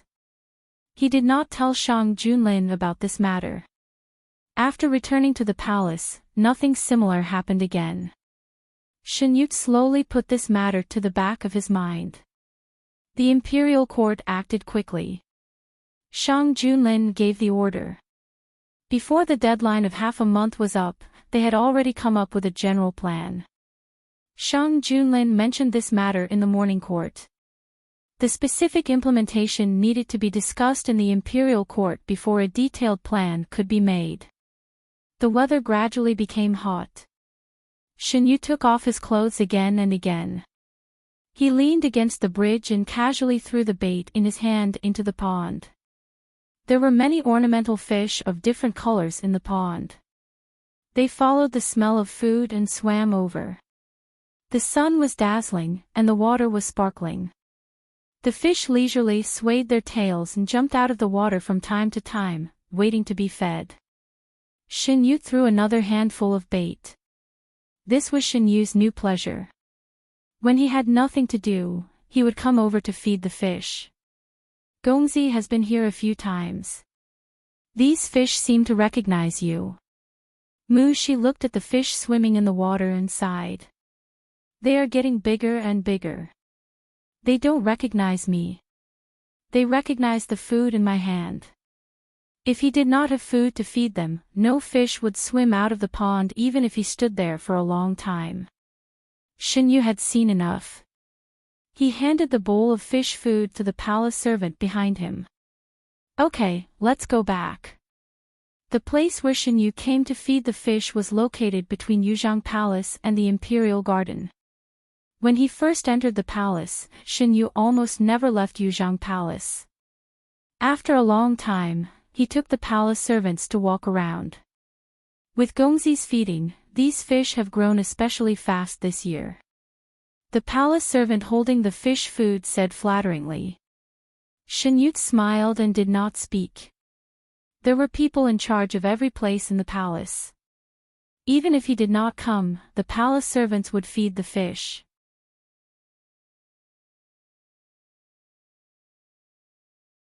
Chapter 2:11. What is you worried about? Shang Junlin walked in from outside. Eunuch Meng closed the umbrella and stood aside. He took a clean handkerchief from the palace servant and handed it to Shang Junlin. It was raining heavily outside. Even with an umbrella, raindrops still fell on the man's body. Shang Junlin picked up the handkerchief and casually wiped himself before walking towards Shinyu. Seeing Shang Junlin, Shinyu's brows relaxed. He greeted him. I'm thinking about how long this rain will last. It had started raining in the capital for the past 2 days. The pitter-patter had not stopped. Shinyu was not only referring to the rain in the capital, but also the rain in Lin County. It had been raining in Lin County for half a month and there was no sign of the rain stopping. The people in Lin County had been moved to a safe place, but their belongings were still there. It was impossible to leave them alone. Thanks to a use flood control method, although the rain is heavy this time, it did not cause much damage. The dam is stable and there is not much danger for the time being. Shang Junlin did not expect that Shinyu would be so worried about this matter that he could not even sleep well at night. In fact, compared to the previous few times, the situation in Lin County was the least serious this time. Your Majesty, you must pay attention to the epidemic. I know. The Imperial Court has already sent Imperial physicians over. With Imperial Physician Wu as the leading physician, almost all the Imperial physicians in the Imperial Hospital who have made contributions in this area have gone. Shang Junlin touched the corner of Shinyu's eyes. You is so worried. Is it because of the dream you had? What? Dream? Thinking of the excuse that he had found for himself before, Shinyu suddenly fell silent. You, don't worry. No matter what you dreamed of, I will not let it happen. No matter how terrible it is only a dream. Your Majesty is right. I was possessed. No matter what, it was something that happened in his previous life. He did not need to be so nervous because of what happened in his previous life. So what if it really happened? This time, they had already taken precautions. They would not be as helpless as they were in his previous life. Seeing that Shinyu had recovered, Shang Junlin took his hand and led him to the soft couch to sit down. Didn't you say that the kitchen made new snacks a few days ago? I want to try it. Mushi, go to the kitchen, Shinyu said. Yes, young master. It took a lot of effort to make this new snack. While waiting, Shang Junlin ordered Eunuch Meng to bring the chess pieces over. It's been a long time since I've played chess. Let's play a game. Shinyu had no objections. This time, Shinyu played a black stone. On the chessboard, the black pieces surrounded the white pieces layer by layer. Every time a piece was placed, the white pieces became weaker. Mushi looked at it several times, but there was only one address in the middle. She hesitated and said, how should we deal with this? Shinyu supported his chin with one hand and said casually, throw it away. It's not worth caring about things of unknown origin. Yes. Mushi had always followed Shinyu's words. When she worked with Xinyu, she knew best that she shouldn't ask questions that she shouldn't ask. She shouldn't be too curious, because curiosity was the most likely thing to ruin things. Although this paper ball was given to her, she didn't have anything on her at all. Then the other party's target was obviously Xinyu. Shi would never allow the young master to be hurt because of her. Young master, should we investigate that palace maid? If you go to look for her now, you probably won't find her. Xinyu chuckled. The fact was just as Xinyu said. When Shi went to look for her that day, she didn't find the palace maid at all. It was as if she had evaporated into thin air. Outside the palace, in the sky room of the Enchanting Tower, a tall young man stood by the window. He was dressed in white and had a cold temperament, but his eyes were covered with a layer of white cloth. You're just a child. Why don't you have any curiosity? The man in white spoke, his tone seemed to be very distressed. Scholar, do you need me to bring the person here? If no one spoke, almost no one would notice that there was another person in the room besides the man in white. It was a man wrapped in a pitch-black robe. His voice was slightly hoarse. He half knelt on the ground and his attitude was very respectful. The Emperor of the Great Huan Kingdom protects people like protecting his eyes. How can you bring the person here? Last time, I finally met him. Unfortunately, time was limited and I couldn't talk to him. The man in white was used to his subordinate's silence and said to himself, it's the first time we meet. I should prepare well.